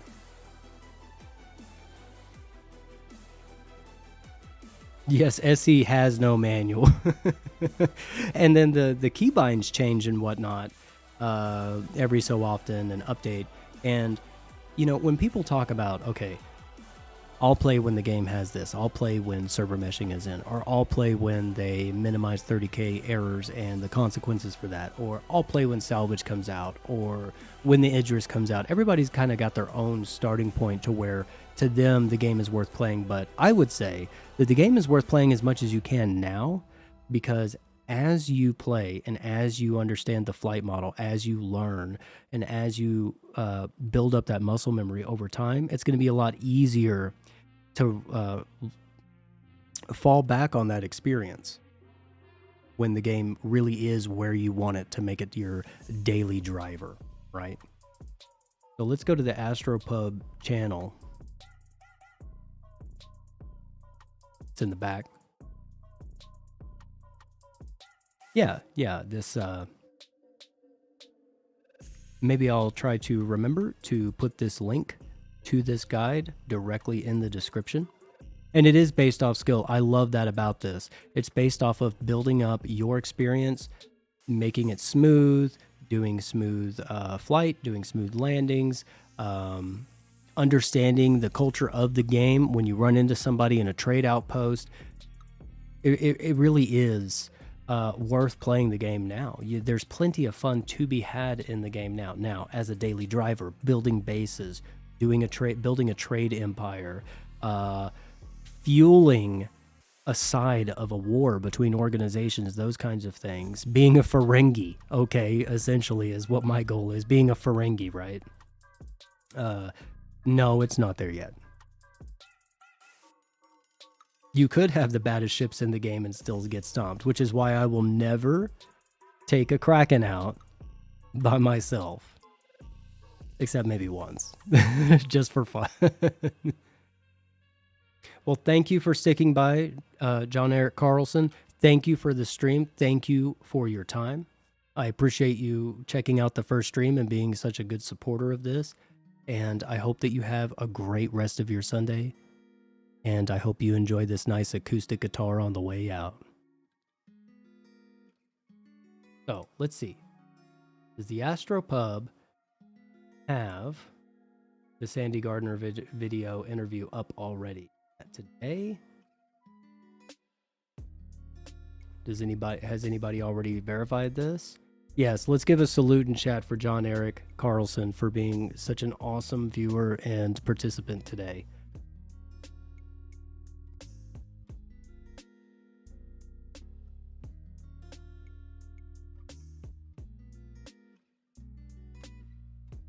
I wonder if it's on Twitch. Let's see. Let's take a look. Arriving, they also can get him out, and sorry about that. flashes for the distortion just cue there. 3 new videos. I'm not very familiar with Twitch. I've never really gotten into it. I only just started kind of following it. So, Loot Goblin videos.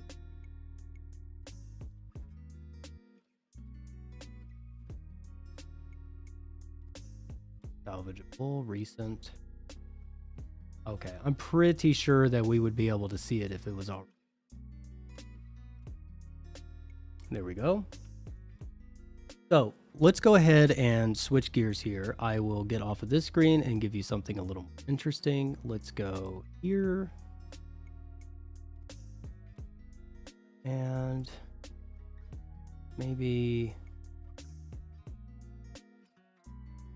I really never, I kind of missed the whole Twitch wave. I kind of missed it. So I'm still trying to kind of figure it out, but I figured let's just stream to one platform for today and see how that goes. Whoops, wrong one. It moved on me. There we are. So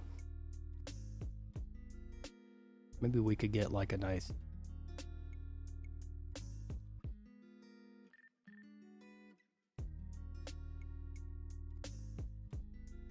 Believe it or not, I did not pick up the Stardust paint for the Expanse. I did not. I'm more of a green and OD green, and I like a lot of the white paint schemes for the ship skins. Actually, I'm not much of a blue fan, but I do like this skin. But I kind of like the base skin better. I dig the whole stainless steel Airstream Misk look with the Starfarer and the Prospector. I think I actually just now got a skin for the Prospector that wasn't the base skin, and I can take a look at that. I probably don't want to show my hanger because we're focused on solo gameplay, and really I do a lot of grinding up in-game to make those guides. So but I really do appreciate the stainless steel. It looks like there is a little bit of off-white detailing in that concept image there.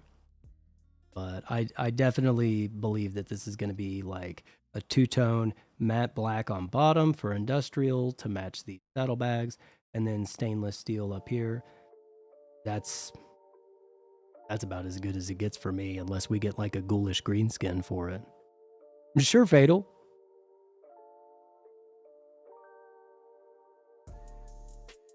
Yeah, I've never tried. This is my first stream ever.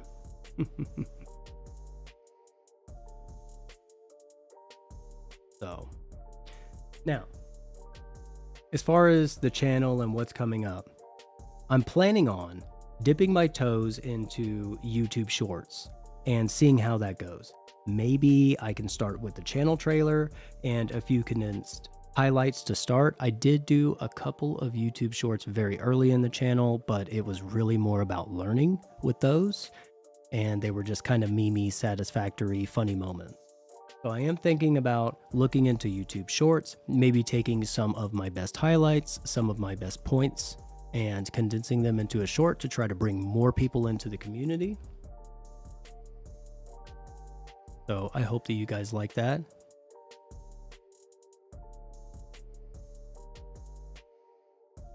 Oh, absolutely agreed, Fatal. I am much more interested in the Expanse for my type of focus in the game versus the Prospector.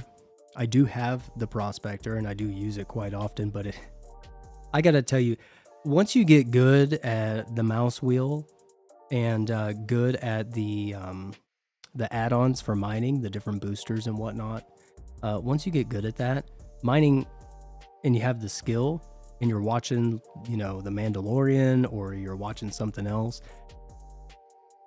I get sleepy. I get so relaxed when I'm mining that I get sleepy, and I might get so sleepy that I forget that there is a timer on Quantanium and I go kaboom because I just get so relaxed doing the mining. So I'm definitely excited for the Expanse and the refining gameplay because I can go out, I can pick it up from somebody, I can go hide somewhere and refine it, and go do whatever with it, and just kind of keep moving, right? Yeah, I get so relaxed in this game sometimes that really, I kind of have this dream where I can stay in Star Citizen long enough, stay connected long enough to just kind of take the Carrack or the MSR out and just kind of go head off into like the Aaron's Halo or something like that. Put it on cruise control at like 75 meters a second so that I'm not sitting still, and then kind of just pulling up a program called Studio One 5 and doing some digital space synths, kind of like what's playing in the background right now. I kind of like the idea of just flying in space, messing with the chessboard on the MSR when I'm waiting on a job or I'm waiting on something to finish, waiting on cargo to load, whatever, and then just kind of jamming out on another screen, messing with some synthesizers.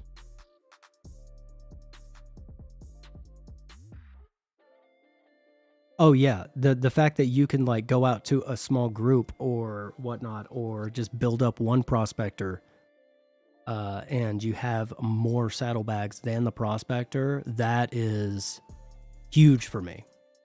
That is huge. Absolutely, I agree. So, besides YouTube Shorts, if you guys would be interested in that, I don't really know if you watch Shorts. As a consumer of YouTube, I really don't spend a lot of times in the Shorts section. But maybe if I put 30 to 60 second clips out there of the best highlights, maybe we can get some more interest in the channel. Maybe people would be interested in some of the guides and kind of get an idea of what we're trying to build up together here. Another thing that I'm planning on checking on here pretty soon is a game called Dune Spice Wars. It is the first and only Dune game that I have seen that was announced after the recent movie, and I'm a huge Dune fan.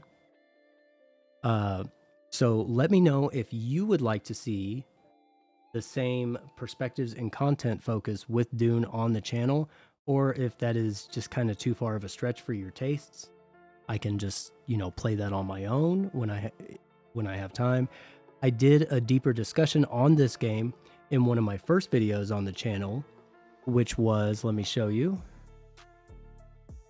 You want to look at some of the games that I'm looking forward to this year. I believe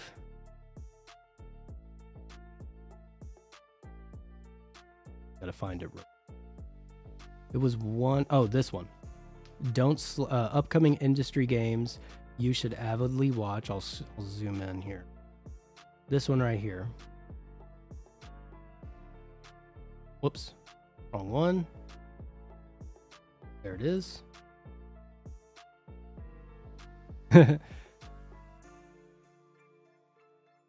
So here's an older video, and I'm looking forward to a game called Astro Colony. I'm not going to just like play the video and expect you to stick around. But there's Astro Colony, which is very much like a Satisfactory Empyrean style game.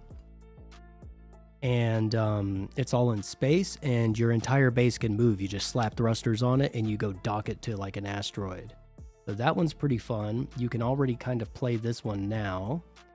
I am looking forward to Dwarf Fortress Steam Edition. I'm a huge RimWorld fan, huge Terraria fan. There are very few 2D games that really capture my interest for the most part, but those two are definitely some of them. But here is Dune Spice Wars. I'll let this play for a second so that you can see. Well, maybe not, but it'll show you kind of like the Steam page and maybe give you an idea if you're interested in something like that. I played a lot of Factorio, and I mean a lot of Factorio. But unfortunately, Factorio has kind of been upended by a game called Dyson Sphere Program. And I do play that one quite a bit. But I'm very much interested to see if this game is going to be worth it, or if it's going to be like back in the day when you would buy a game that came out around the time a movie released. It would be $60 for like 2 weeks, and then it'd be in the $5 GameStop or whatever game store you had been for, you know, the next 6 months. A lot of times you would see Batman games or something like that, except for the Arkham games and whatnot. But the ones that were based on the movies and whatnot and seemed to release around the same time, a lot of times they're like a quick cash in, cash out. I'm hoping that's not the case with Dune here. And I'm really hoping for like maybe what is it, Occupy Mars or Surviving Mars, maybe crossed over with something like Stellaris or, you know, another space top-down game where, you know, maybe a little bit of Captain of Industry vibes in there, but it looks like you have to command units and whatnot. So I really do. Oh, and what is it called? The ornithopters? The flying bug helicopter type things where the wings vibrate as a bug's would. So I'm definitely planning on checking that out in a few days. I may do a video on that. I may not. It really just depends on. I don't want to put videos on the channel and do an entire video on something that doesn't meet the channel's criteria. And one of those is that it needs to have a long replay value or potential. I don't want to recommend games that are like 20 or less or 30 or less hours worth of gameplay. I'm all about building up industry, building up bases, building cities, you know, that kind of stuff. So some other games, I'm looking forward to a game called Solar Baron. I am obviously looking forward to Kerbal Space Program 2, a game called Lodestar. Kind of gives me a little bit of Everspace, No Man's Sky kind of vibes. Captain of Industry, I just mentioned that. You can play that now, but I'm trying not to put too many games on the channel at once. The second channel never hurts. Yeah. Totally true. Totally true. Another game is called Falling Frontier.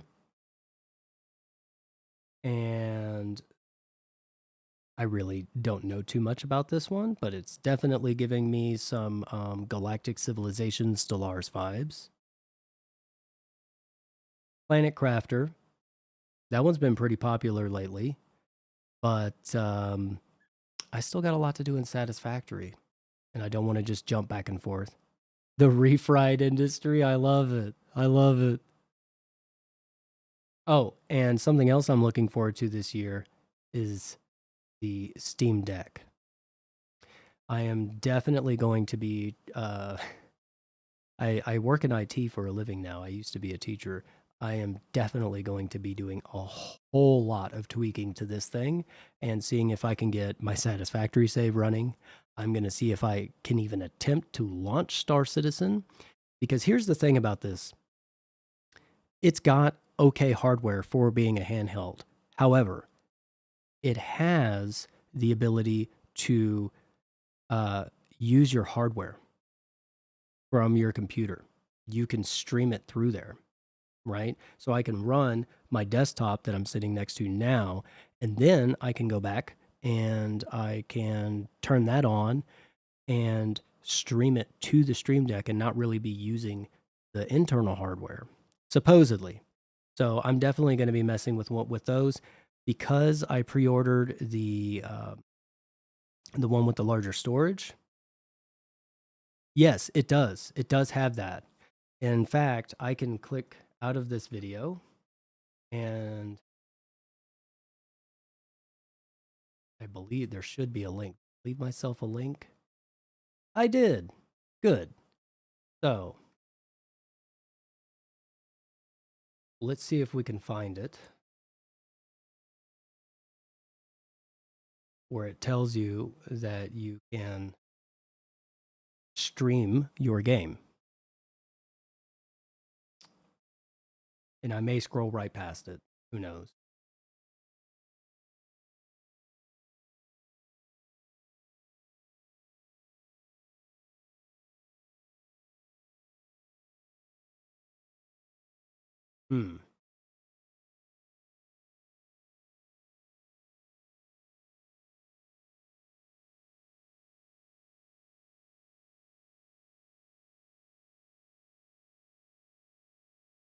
Let's try this.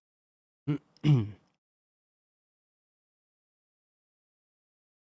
for some reason, I am not getting the actual terminology in my head. It's on the tip of my tongue. So I would Control F for this. Yeah, there will be a dock, and you can take it and you can hook it into a screen or even a portable monitor. It's got all that kind of stuff. And it says that the dock is going to come separately. I'm still waiting on being able to order mine because it's the 512 gig. But it does say in here somewhere that you can actually stream from another rig.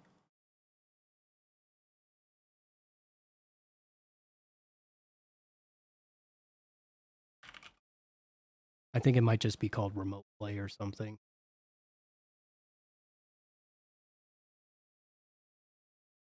Steam remote play. There it is. That's the term. It has Steam remote play. I need to take a drink real quick.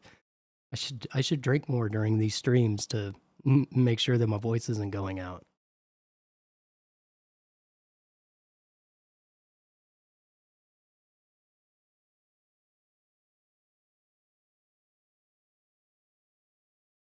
So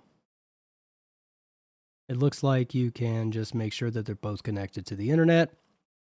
And as long as you're within Wi-Fi range, you can use the hardware to run the bulk of the game and stream it straight to the Steam Deck. So I am definitely going to try that. I'm not sure how that's going to work, running Windows on this rig and then trying to stream it to, because the Steam Deck runs off of a version of Linux or SteamOS or something like that. It's Linux based. So I wonder how Star Citizen is going to react. Am I going to have to wait for someone to develop some sort of plugin or batch file or whatever? A hydrate button. I would love to have a hydrate button. Just have like an automated camel pack attached to my chair here. Oh, that's on Twitch. There's like a hydrate to remind the streamer to hydrate. But yeah, I'm very, very excited for this. I don't really know if that has a place on the channel with some tech and whatnot, but I don't see why not. Okay, because this right here is someone's best bet to have a console-like experience if they're not into building PCs or paying the high prices right now. They can have a console-style experience.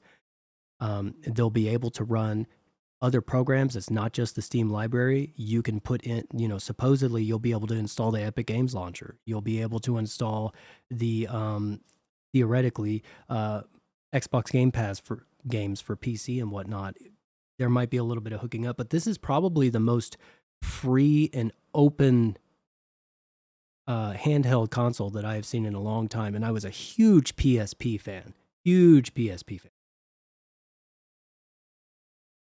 So that's pretty interesting. I'm definitely looking forward to that. It looks like my order availability, I think, is the last time it said was between July and September is when I'm expected to be able to finally order it. And I did pre-order it on day one, but I hear that the base model, the $399 version, is actually a lot easier to get a hold of right now.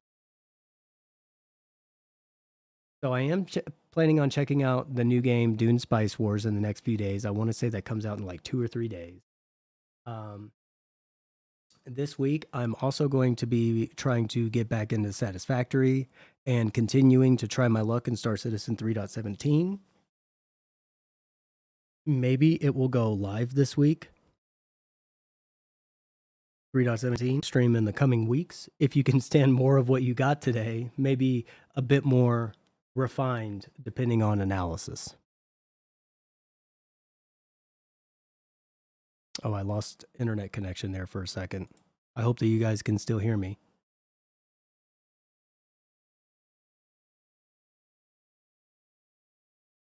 Can you guys still hear me? I just want to check real quick because I just got some pop-up saying that I lost some internet connection there.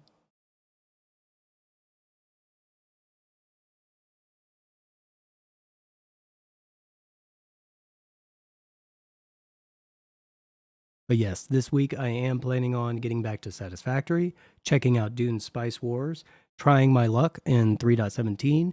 Maybe that'll go live this week. I'm really happy that the frame rates are supposedly getting a little bit better. Awesome, still here? Great. Okay, good.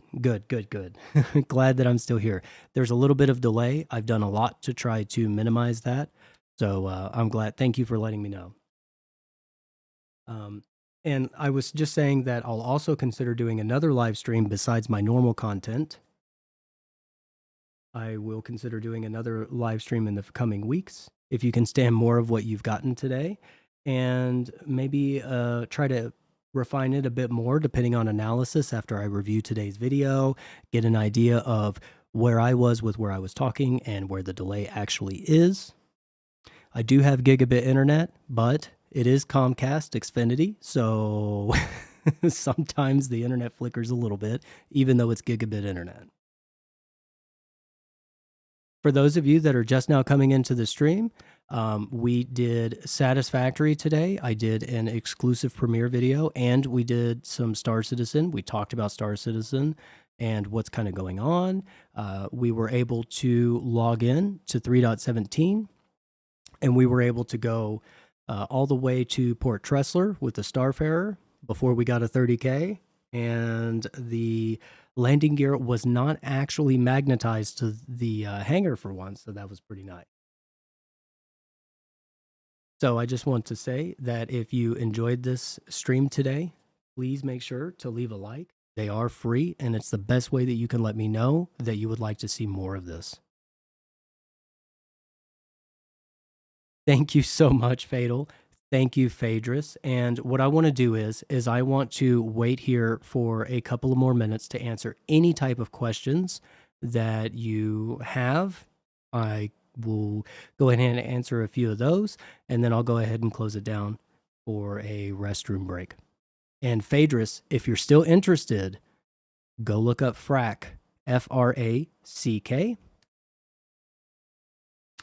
for an org. Kind of, now I set up this org way before I did the channel.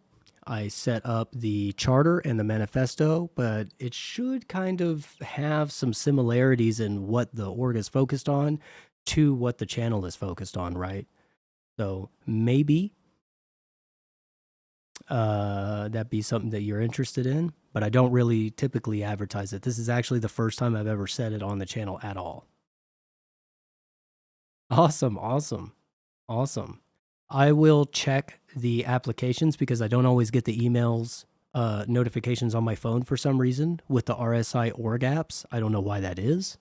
but I will definitely keep an eye out for that, and I'll try not to keep you waiting like 2 weeks before I finally respond to it, okay? If you're interested, no pressure or anything like that. Yes, frack. Fries, redesigns, acquisitions, curiosities, and kinship.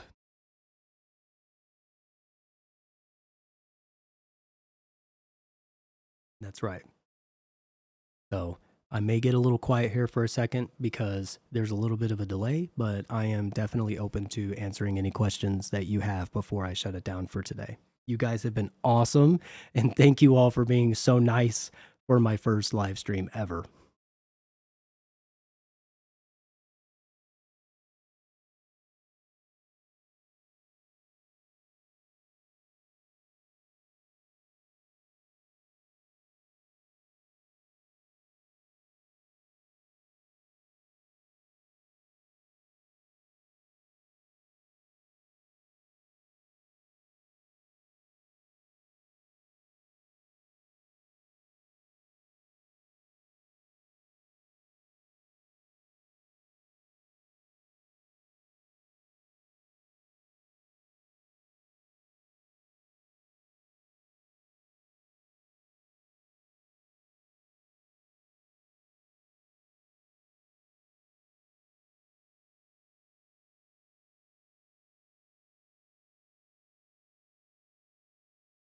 Oh, thank you so much. I was trying so hard to like move around in the game on Satisfactory and Star Citizen and try to make sure that I'm paying attention to the chat.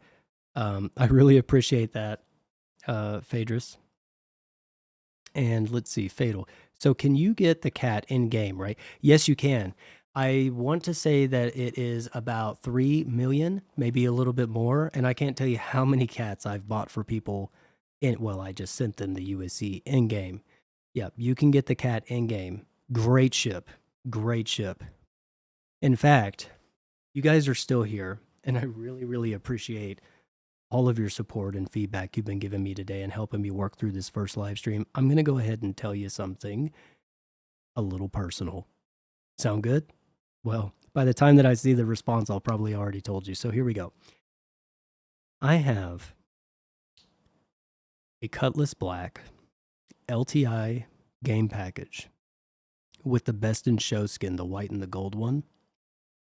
And I'm holding on to it in my fleet for my son when he gets a little older.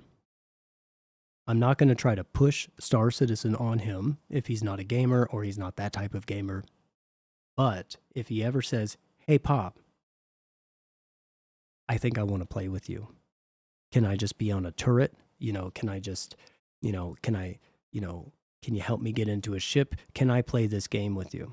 Well, if he ever shows that type of interest, I have an LTI Best in Show Cutlass Black game package that I'll send to him.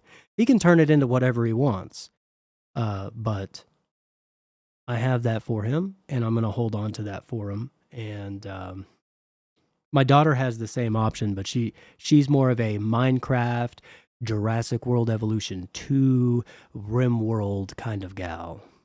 She's not really into the spaceship thing, but she does really like Star Wars. We've been trying to watch Boba Fett, and I'm planning on doing that with her a little bit later this evening because it's the weekend and I want to hang out with my kids a little bit longer before, well, one of them doesn't go to school yet, but the other one's in high school. So I wanted to give you a little something personal, a little something that I wouldn't usually put as fluff in a video. So maybe this can be a family thing, and my son could be part of Frack one day.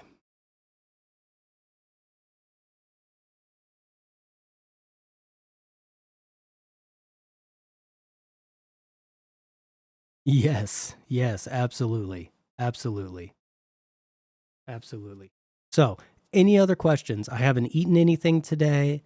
I probably need to go feed the guinea pig and let my family know that it's okay to come back home.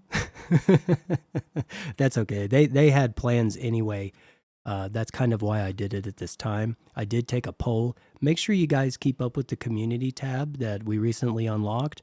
I really do try to get a feel for what it is that you find value with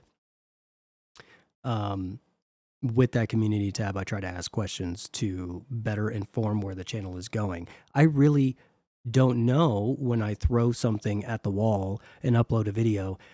There's only so much I can know as to will people that are already here be interested in this. I don't want to just constantly be getting new viewers. I want to build up returning subscribers. So the community tab is a great place to kind of like see what it is that you're looking for before I make it. Yes, absolutely.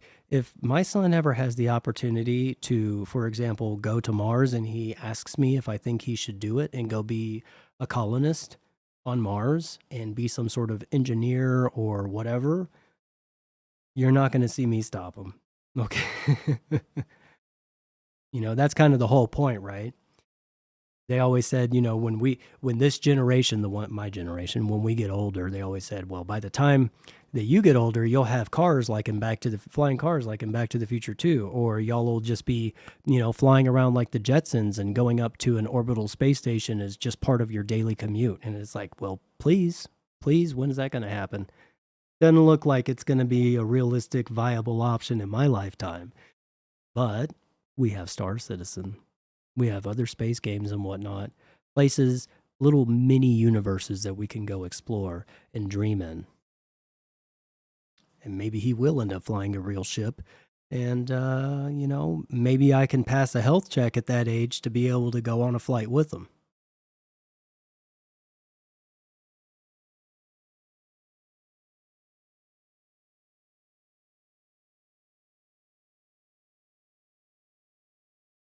Oh, you think so? Because of the flight model and whatnot, you would have had enough sim time to understand enough basics to get through the selection process? Hmm.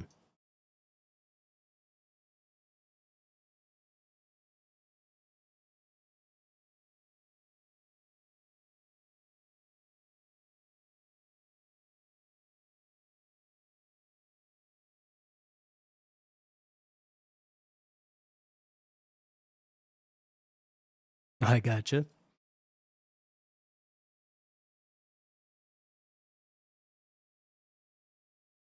Well, all right, guys. I can feel my voice leaving me. I'm definitely not used to talking this much. Feel free to send me a contact. There is an email address on the About section of the channel. Try to ignore my green Vegeta image on the background. It's my personal background scrolling around. And let me go ahead and do this truly official and make sure that I don't mess up. And I am going to show you the ending screen. Boom. So, thank you so much. Stay fresh, stay effective. Thank you for your support today. And make sure that above anything, stay you and play how you want. Have a great one, and thank you all so much. This was awesome.